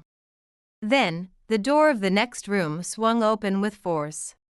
Let's hear more about that, said Dorothy, who had been waiting in the next room, crossing her arms as she appeared.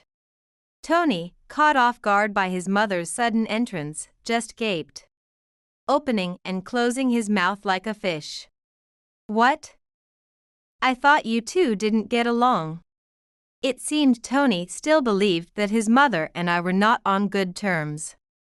No wonder, as there had been virtually no real conversation between Tony and me for years. I had tried several times to tell Tony. that any misunderstandings with Dorothy had been cleared up, and we were now like friends. It was Tony who had been avoiding conversation with me. Suddenly, Tony seemed to have an idea and exclaimed, "Ah, Mom? That was Kathy's misunderstanding." Yeah. It was Mr. Owen, a senior colleague who slipped and severely injured himself at home. His excuse, unfit for an adult professional, made me look at him with a cold eye. Then, I casually pulled out my smartphone from my pocket and tapped the screen. "Leave Mom to me. I'm going to the family home to take care of her for a while." By then, I had recorded a phone call from Tony from a week ago, starting midway through the call. I clearly hear Mom though. Watching Tony turn pale as his big lie was exposed, Dorothy and I couldn't hold back our laughter any longer. Then Dorothy abruptly stopped laughing, furrowed her brow, and took a deep breath. "You. Which mom have you been taking care of?"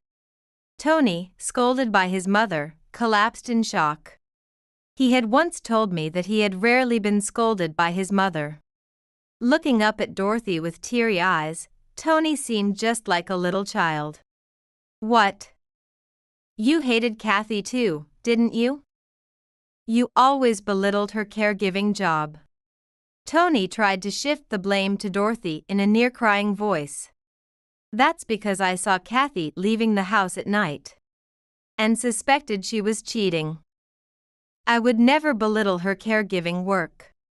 Dorothy began to explain a connection between herself and me that Tony still didn't know about.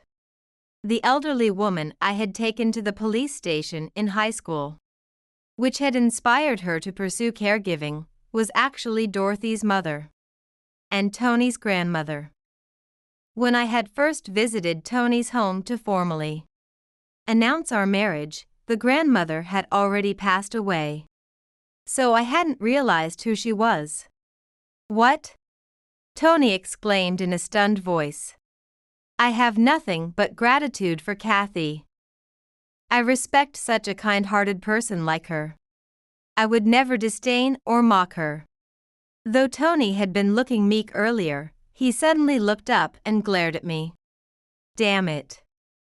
I married you thinking that someday you'd take care of my parents. Because you work in caregiving. If not for that, why would I choose a poor high school graduate like you?"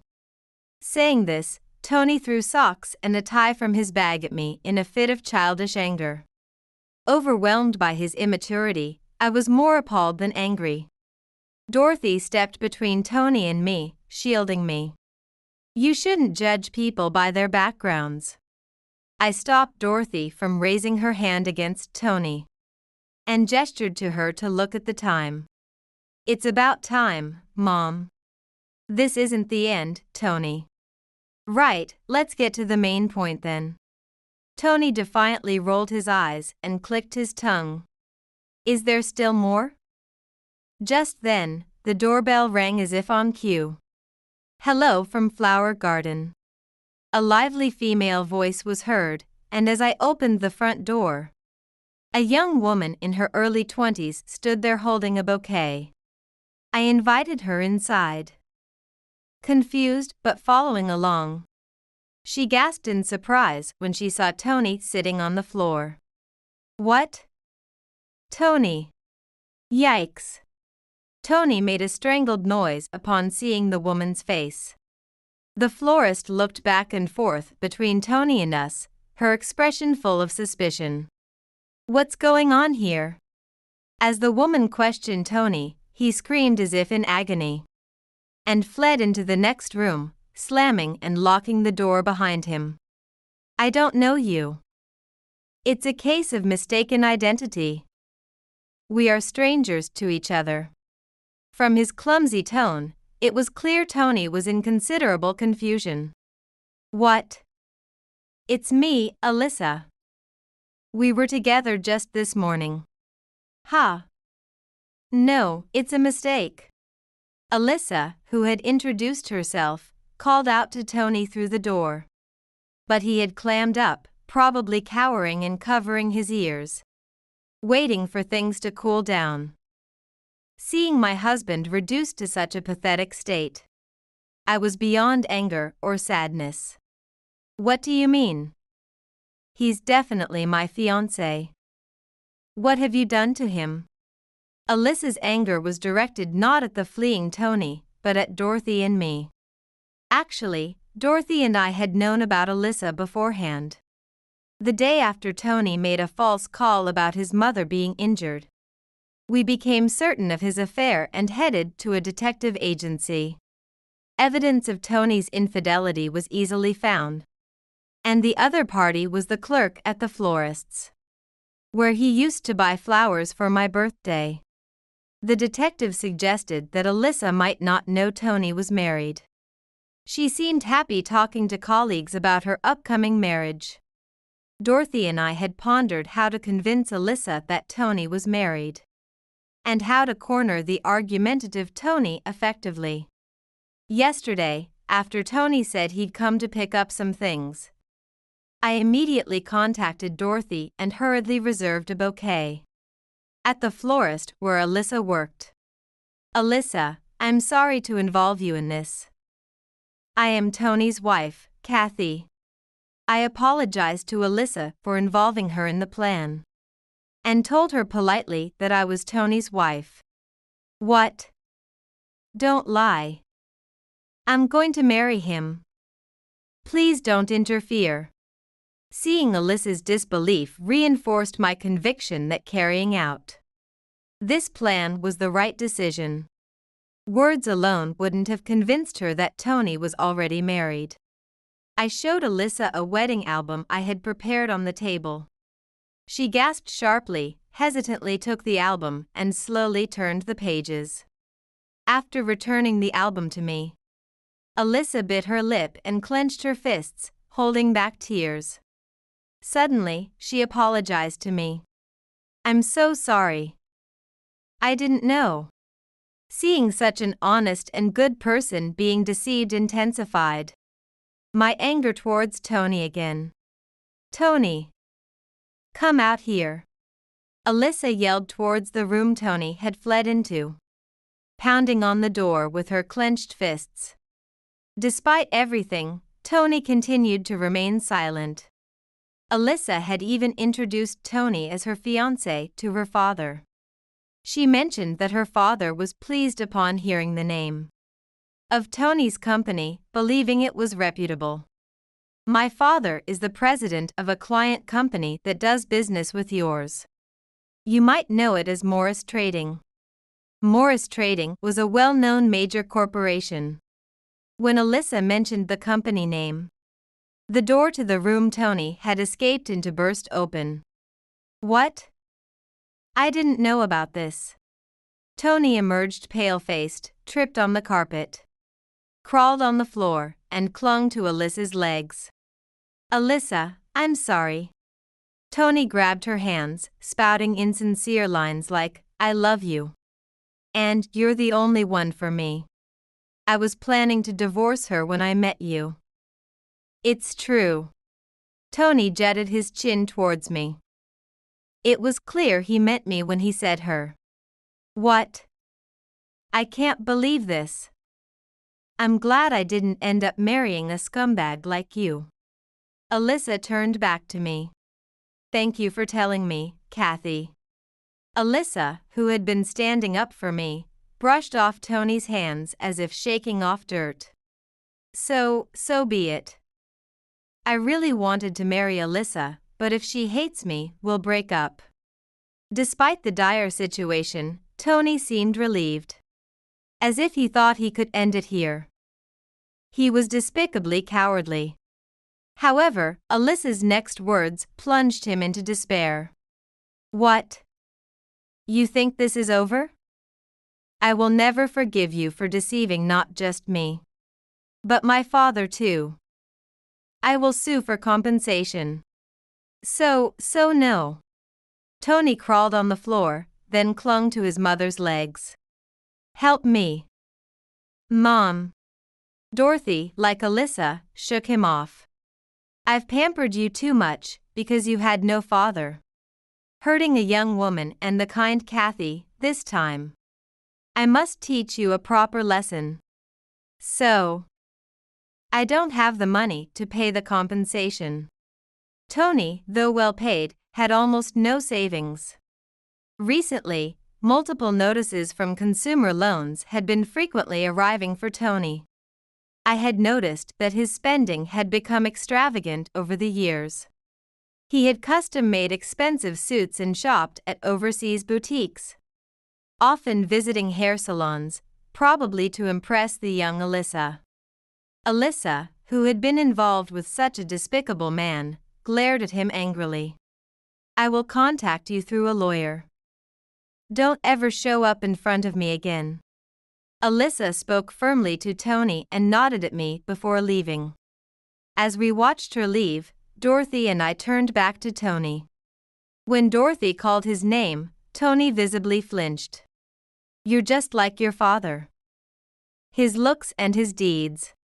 Once, Dorothy's husband, Tony's father, had cheated with a younger woman, fathered a child, and eventually abandoned the family. Dorothy and I left the lifeless shell of a man that was Tony behind, and walked out of the house.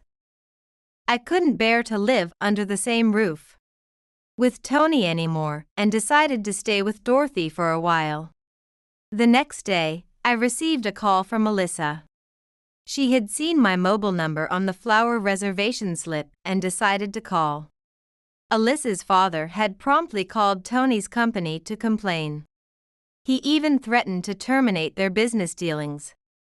But senior executives from both companies desperately tried to calm him down. Although they managed to avoid terminating the deal, Tony was demoted and sent to a subsidiary in a rural area of Southeast Asia. Alyssa successfully sued Tony and obtained the desired compensation. Kathy, I'm truly sorry. It's only you for me, come with me. Covered in debt from alimony and credit loans, and ultimately forced to go alone to a rural area abroad, Tony, with tears and snot running down his face, grabbed my hand and pleaded for reconciliation. I have my caregiving job, so I can't follow you. Make sure you work hard and pay Alyssa the compensation. I left the divorce papers on the table, packed my things, and left the house. I didn't ask for any compensation for myself. I didn't want to burden Dorothy, and I could live well enough on my own earnings. Months later, I passed the certified caregiver exam. Dorothy, no longer my mother-in-law but still rejoicing as if it were her own success. And I continued to enjoy our chats and coffee breaks. We were bound by a deep friendship that transcended our former familial ties. Occasionally, we reflected on the past. But we both looked forward without dwelling on it, enjoying our new lives.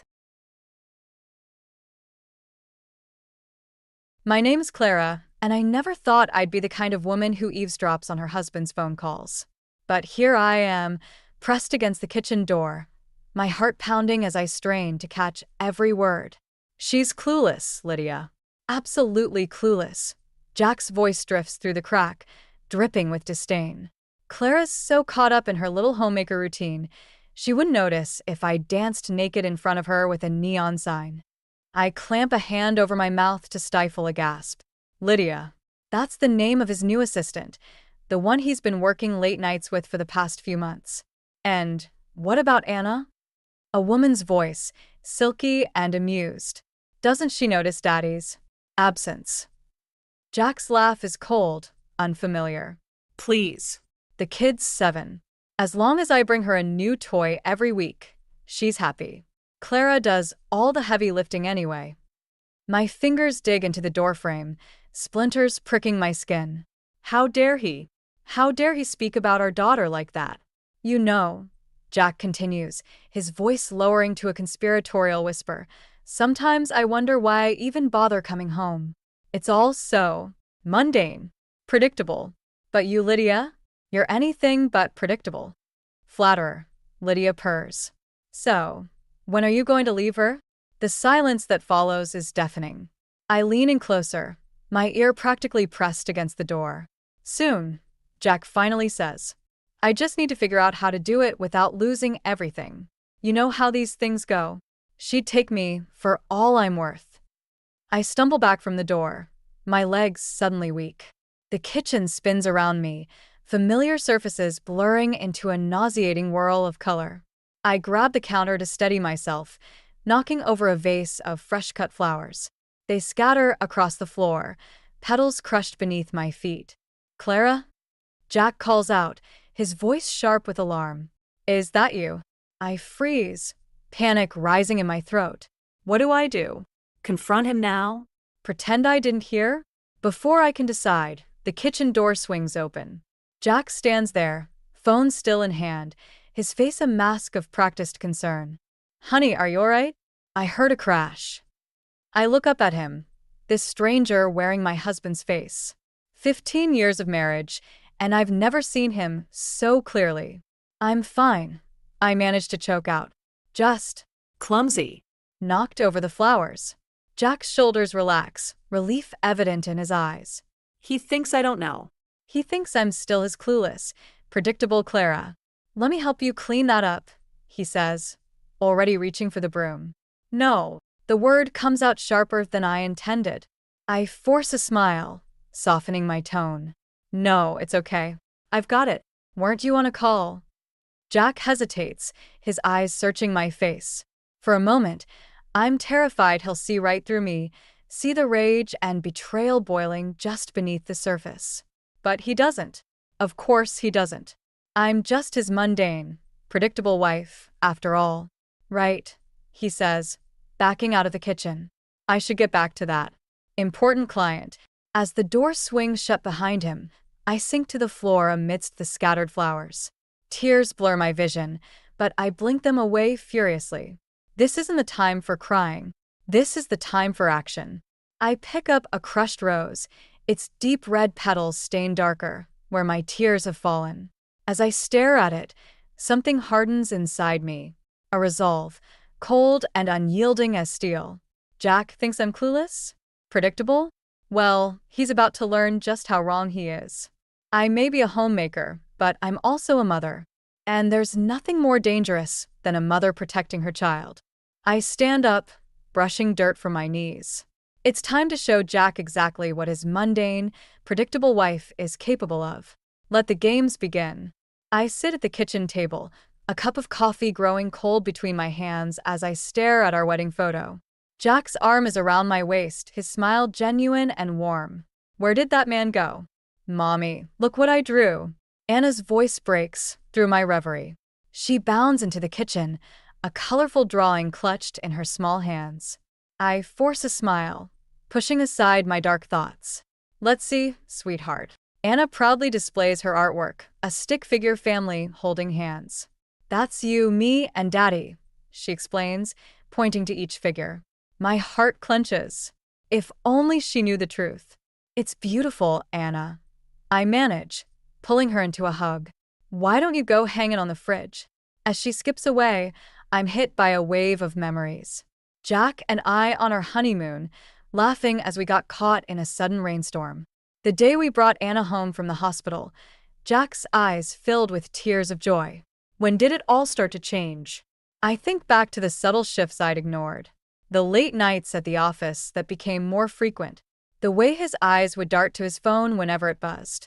The gradual emotional distance that I'd chalked up to work stress. God, I'd been so blind. The front door opens and Jack's voice calls out, I'm home. Anna squeals with delight, running to greet him. I stay seated, steeling myself. Jack enters the kitchen, Anna perched on his hip.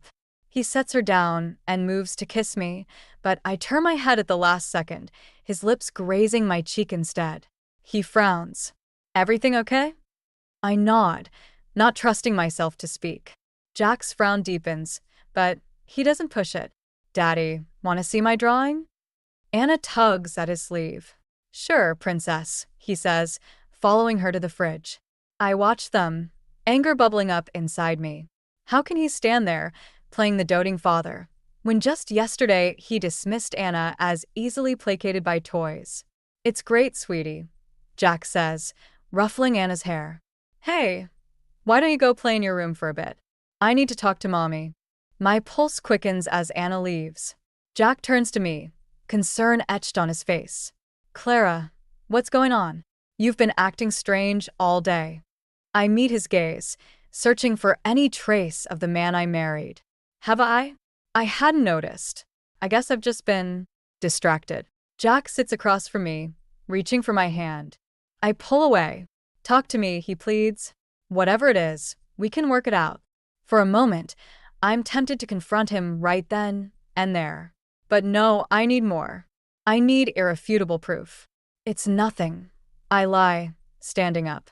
I'm just tired. I think I'll lie down for a bit. As I leave the kitchen, I hear Jack sigh heavily. Good. Let him worry. In our bedroom, I close the door and lean against it, my resolve strengthening. I won't let him gaslight me. I won't let him make me doubt what I heard. I move to my closet, pushing aside hangers until I reach the back. There, hidden behind old shoeboxes, is a small safe. I'd bought it years ago to store important documents. Now it would serve a new purpose. I open it and place my phone inside, the recording of Jack's conversations safely stored on it. This is just the beginning, I think, as I close the safe. Jack may think he's clever, but he has no idea who he's dealing with.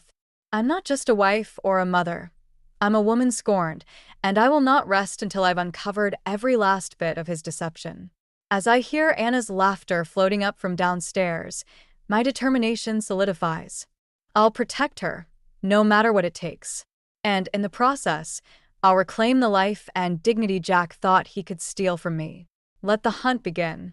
The next morning, I wake before dawn, my mind already racing with plans. While Jack sleeps, oblivious, I slip out of bed and head to his office. I pause at Anna's room, peeking in to see her peaceful face. For her, I remind myself, this is all for her. In Jack's office, I boot up his computer. My hands shake as I type in his password, Anna's birthday. At least he remembered that. I start digging through his emails, looking for any correspondence with Lydia. Nothing obvious jumps out, but I notice a pattern of deleted messages. Clever, Jack. But not clever enough. I pull out a USB drive and start copying his entire email archive. As the files transfer, I rifle through his desk drawers. In the bottom one, I find a stack of credit card statements. Bingo. I scan through the charges, my stomach churning as I spot several expensive restaurant bills and hotel charges. All on days Jack claimed to be working late. The computer chimes, signaling the file transfer is complete. I quickly shut everything down, leaving no trace of my investigation. Back in our bedroom, Jack is still snoring softly. I slip the USB drive and credit card statements into my safe, then crawl back into bed, my skin crawling at his proximity. Hours later, I'm in the kitchen making pancakes when Anna bounces in. Mommy, can we go to the park today? She asks, her eyes bright with hope. I smile, grateful for the distraction. Of course, sweetie. Let's have breakfast first. As we eat, Jack stumbles in, looking hungover. Morning, he grunts, reaching for the coffee. Daddy, we're going to the park. Anna exclaims. Jack winces at her volume. That's nice, princess. I've got to head to the office, though. Big project due. Anna's face falls. But it's Saturday. I know, I'm sorry. Next time, okay? He kisses the top of her head and heads for the door, not even glancing at me. As soon as he's gone, I turn to Anna. Hey, how about we make it a special day? Park, ice cream, and maybe even a movie? Her eyes light up. Really? You're the best, Mommy. At the park, I watch Anna play, my heart swelling with love. How could Jack miss this? How could he choose anything over our daughter's laughter? Clara? Is that you? I turn to see Sarah, an old friend from college. We exchange hugs and catch up, her eyes widening as I mention Jack's frequent absences. Clara, she says hesitantly, I don't want to overstep, but I saw Jack last week. at a restaurant downtown. He was with a woman and they looked Close. My breath catches. Blonde? Tall? Sarah nods, looking worried. Clara, is everything okay? I force a smile. Everything's fine. Thanks for telling me, Sarah. As she walks away, I clench my fists, anger boiling inside me. Another piece of evidence, another nail in Jack's coffin. That night, after tucking Anna in, I sit at the kitchen table, surrounded by printouts of emails and credit card statements. I've created a timeline of Jack's betrayal, each lie and secret rendezvous meticulously documented. My phone buzzes, a text from Jack. Working late again. Don't wait up. I laugh bitterly. Of course he is. I pick up my phone, hesitating for a moment before dialing a number. Hello, a gruff voice answers. Mr. Daniels? This is Clara Thompson. I'd like to hire your services as a private investigator. There's a pause. What exactly are you looking to investigate, Mrs. Thompson? I take a deep breath. I need evidence of my husband's affair. As I hang up, I feel a strange mix of sadness and determination. This is at the point of no return. But as I glance at Anna's latest drawing on the fridge, I know I'm doing the right thing. Jack thinks he's won, that he's outsmarted me. But he has no idea what's coming. I may be just a homemaker, but I'm about to become his worst nightmare. I've become a master of deception, living a double life that would make Jack proud if he knew. By day, I'm the perfect wife and mother. By night, I'm a relentless investigator, piecing together the shattered remains of my marriage. It's a Tuesday evening when fate hands me an unexpected gift. Jack's in his study, door ajar, engrossed in another important phone call. I'm walking past with a basket of laundry when I hear Lydia's name. My heart races as I set down the basket and pull out my phone, hitting record. I lean against the wall, straining to catch every word. Lydia, baby, you know I can't tonight. Jack's voice oozes with false regret. Clara's been suspicious lately. I need to play the dutiful husband for a while. I clench my fists, willing myself to stay silent. Of course I miss you, he continues. God, the things I want to do to you right now. I squeeze my eyes shut, fighting back nausea. Clara? Please, Jack scoffs. She's clueless. Probably thinks I'm on a business call right now. Sometimes I wonder if she even has a brain in that pretty little head of hers. White-hot rage courses through me. I want to burst in, to confront him, to make him eat those words. But I hold back. This is too valuable. Look, I promise I'll make it up to you this weekend, Jack says. I'll tell Clara I have a conference. We'll have the whole weekend to ourselves. Just you and me, baby. I've heard enough. I stop the recording and retreat to our bedroom, my mind reeling. Once inside, I play back the conversation, each word a dagger to my heart. But beneath the pain, a cold determination takes root. This is it, the smoking gun I've been waiting for. I save the recording to my secret email account and delete it from my phone. Then I head downstairs, plastering on a smile, as I hear Jack emerge from his study. Hey, honey, he says, wrapping his arms around me from behind. Sorry about that call. Work's been crazy lately. I turn in his embrace, meeting his eyes. No problem. I understand. Jack smiles, relief evident on his face. You're the best, you know that? I don't know what I'd do without you. I force a laugh. Probably starve. Speaking of which, dinner's almost ready. Can you get Anna? As Jack heads upstairs, I return to the stove, my mind racing. I now have irrefutable proof of his affair and his contempt for me. The question is, what do I do with it? Over dinner, I watched Jack interact with Anna, noting the genuine affection in his eyes. It's the one thing I can't reconcile. How can he love her so much and yet be willing to tear apart her family? Daddy, can we go to the zoo this weekend? Anna asks, her eyes shining with hope. Jack hesitates, glancing at me. I'm sorry, princess. I have a conference this weekend, but maybe next week, okay? Anna's face falls, and I feel a surge of protective anger. Actually, I interject. Why don't Anna and I go to the zoo ourselves? We could make it a girls' day out. Anna's excitement is palpable, and even Jack looks relieved. That's a great idea, he says. You two have fun. Later that night, as Jack snores beside me, I lie awake, formulating my plan. I can't confront him yet, I need more. I need to know exactly where he'll be this weekend, who he'll be with, what he'll be doing. I reach for my phone, pulling up the contact for Mr. Daniels, the private investigator. I have new information. I text. I need surveillance this weekend. Every detail, every moment. The response comes quickly. Understood. I'll take care of it. I set down the phone, a grim smile on my face. Jack thinks he's so clever, juggling his two lives. But his house of cards is about to come crashing down, and I'll be there to watch it burn. The weekend arrives, and with it, a storm of conflicting emotions. As I help Jack pack for his conference, my fingers tremble with barely contained rage.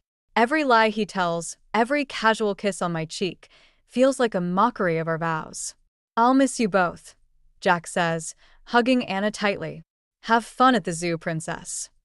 I watch them, my heart breaking for Anna. She doesn't deserve this deception. As Jack's car disappears down the driveway, I spring into action. Ready for our adventure, sweetie? I ask Anna, forcing cheer into my voice. At the zoo, I'm torn between genuine joy at Anna's excitement and the constant buzz of my phone. Mr. Daniels sends updates throughout the day, each one a dagger to my heart. Subject checked into Rosewood Hotel, room 412. Subject met blonde woman in hotel bar. Proceeding to room. I clench my jaw, focusing on Anna's delight at the elephants. She deserves this day of innocence before her world shatters. That evening, after tucking Anna in, I meet Mr. Daniels in a quiet cafe. He slides a manila envelope across the table. It's all there, Mrs. Thompson. Photos, video, audio recordings. Are you sure you want to see this? I nod, my throat tight. I need to know everything. At home, I spread the contents of the envelope across the kitchen table. Photos of Jack and Lydia entering the hotel, intimate moments captured through windows, transcripts of their conversations. It's all so clinical, yet each piece of evidence feels like a physical blow. One photo catches my eye, Jack and Lydia at dinner, his hand caressing hers. The look in his eyes.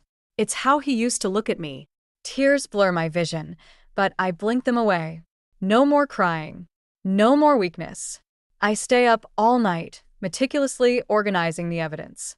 By dawn, I have a comprehensive timeline of Jack's betrayal, from the first suspicious late night to this damning weekend tryst. Sunday evening, Jack returns home, all smiles and false cheer. How is the zoo? He asks, kissing Anna's forehead. It was awesome, Anna exclaims. We saw lions and tigers and bears. Oh my, Jack chuckles, and for a moment, I see a flicker of the man I married. How was your conference, dear? I ask, my voice steady despite the turmoil inside. Jack launches into a detailed account of fictional seminars and networking events. I listen, marveling at his ability to lie so effortlessly. That night, as Jack sleeps beside me, blissfully unaware of the storm about to break, I make my final decision. I can't let this continue. I can't let Anna grow up in a house built on lies. Monday morning, I wait until Jack leaves for work and Anna's at school. Then I call my lawyer. Sandra, it's Clara Thompson. I need to file for divorce. There's a pause on the other end. Clara, are you sure? This is a big step. I'm sure, I reply, my voice stronger than I feel. I have evidence of infidelity. Substantial evidence. We spend the next hour discussing logistics, custody arrangements, division of assets, the legal process ahead. By the time we hang up, I feel both drained and oddly empowered. I spend the rest of the day in a daze, going through the motions of my usual routine. As I fold laundry and prepare dinner, I'm acutely aware that these mundane tasks represent the last vestiges of my life as Jack's wife. When I pick up Anna from school, her innocent chatter about her day feels like a lifeline to normalcy. I hug her tightly, knowing that soon I'll have to shatter her world to save her from a greater hurt. As we pull into the driveway, I see Jack's car already there. Unusual for him to be home this early. My heart races as I realize this is it. The moment of truth has arrived sooner than I expected. I take a deep breath, steeling myself for the confrontation to come. It's time to reclaim my life, my dignity, and my future. For myself and for Anna. No more lies. No more deception. It ends today. As I pull into the driveway, my heart hammers against my ribs. Jack's car is there, hours earlier than usual. Anna chatters excitedly in the back seat, oblivious to the tension radiating from me. Daddy's home early, she squeals, unbuckling her seatbelt before I can even park. I force a smile. Honey, wait for me before you go inside, okay? We enter the house, and Jack emerges from the kitchen, a strange expression on his face. Hey, you too, he says, his voice oddly strained. Anna, why don't you go play in your room for a bit? I need to talk to Mommy. Anna looks between us, sensing the tension. But Daddy, you're never home this early. Can't we play together? Jack's face softens. Soon, Princess. I promise. Just give Mommy and me a few minutes, okay? As Anna reluctantly heads upstairs, I steel myself. This is it. The moment I've been dreading and anticipating in equal measure. Jack turns to me, his face a mask of guilt and fear. Clara, we need to talk.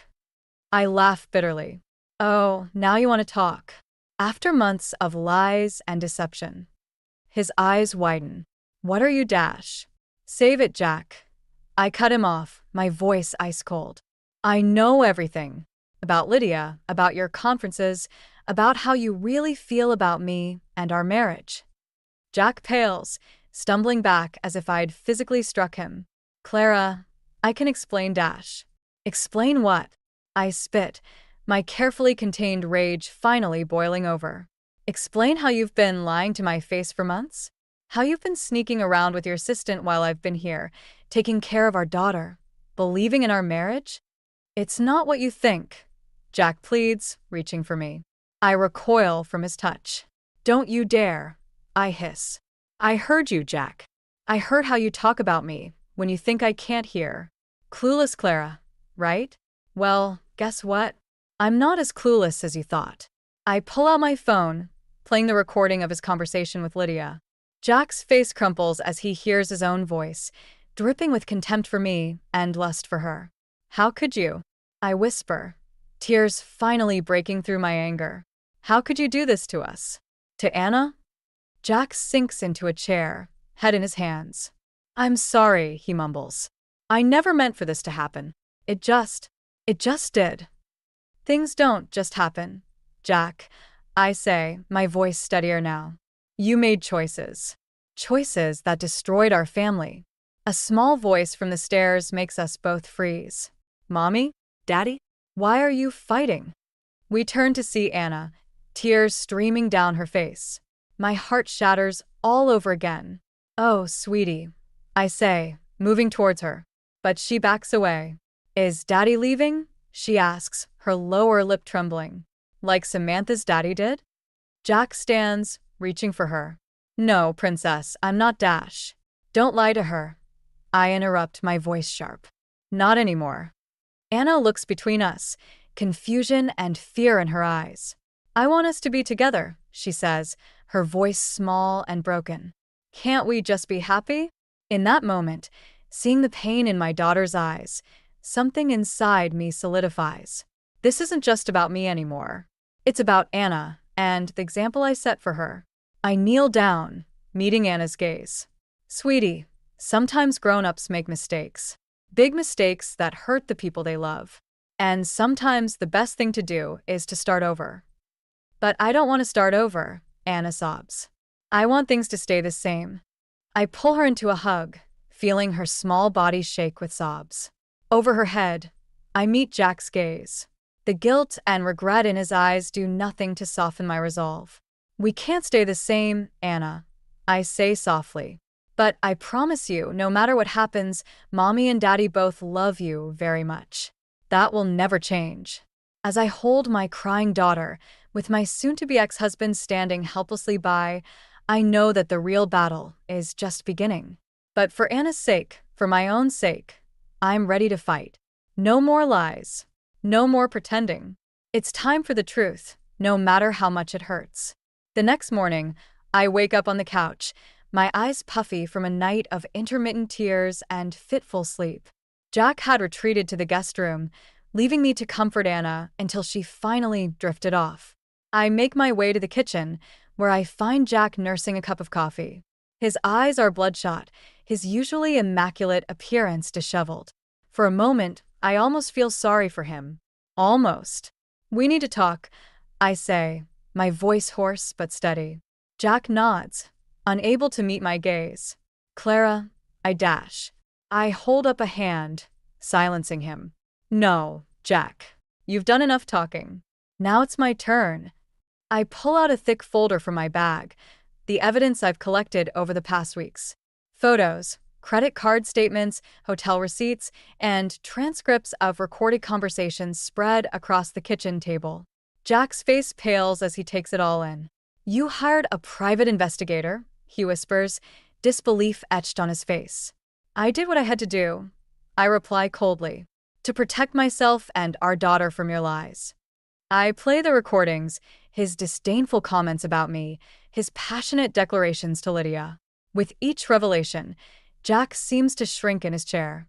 "I've already spoken to a lawyer," I continue, my voice gaining strength. "I'm filing for divorce." Jack's head snaps up. "Divorce? Clara, please, we can work this out. I'll end things with Lydia. I'll go to counseling, anything you want." I laugh, a harsh, bitter sound. Anything I want? I wanted a faithful husband. I wanted a father who put his family first. I wanted the man I married, not this stranger sitting in front of me. "Think about Anna," Jack pleads. "She needs both her parents." "I am thinking about Anna," I snap. "I'm thinking about the example I want to set for her. I want her to know that she should never settle for being someone's second choice, that she deserves respect and honesty in her relationships." Jack reaches across the table, trying to take my hand. I pull away. "Clara, I love you. I love our family. This thing with Lydia, it was a mistake. A stupid, terrible mistake." For a moment, I waver. Part of me wants to believe him, wants to cling to the remnants of our life together. But then I remember the contempt in his voice when he spoke about me to Lydia, the casual cruelty of his betrayal. "No, Jack," I say, my voice firm. "Love doesn't treat someone like this. Love doesn't lie and cheat and belittle. What you feel isn't love, it's ownership. You thought you could have it all. The devoted wife at home, the exciting mistress on the side. Well, not anymore." I stand up, gathering the evidence back into the folder. "My lawyer will be in touch about the divorce proceedings. I think it's best if you move out today." Jack's face crumples. "Where am I supposed to go?" "I'm sure Lydia would be happy to take you in," I reply, unable to keep the bitterness from my voice. "After all, you two have so much in common, like a complete lack of moral compass." As if on cue, Anna's voice calls from upstairs. "Mommy? Daddy?" Jack moves to stand, but I stop him with a look. "I'll go. You start packing." I find Anna in her room, clutching her favorite stuffed animal. "Is Daddy leaving?" she asks, her lower lip trembling. I sit beside her on the bed, pulling her close. "Yes, sweetie. Daddy's going to be living somewhere else for a while." "Because of the fighting?" I nod, struggling to find the right words. Sometimes, when grown-ups hurt each other very badly, they need to live apart to heal. Anna buries her face in my shoulder. "Will Daddy still love me?" My heart breaks all over again. "Of course he will, baby. Daddy and I both love you very, very much. That will never change." As I hold my daughter, listening to the sounds of Jack packing downstairs, I feel a strange mix of grief and relief. The life I thought I had is over, shattered by betrayal and lies. But from the ashes of that life, I'm determined to build something new, something honest, something strong. For Anna, for myself, for the future we both deserve. 6 months have passed since Jack moved out, and the world hasn't ended. In fact, it's slowly but surely getting better. I stand in my kitchen, sipping coffee and watching Anna play in the backyard.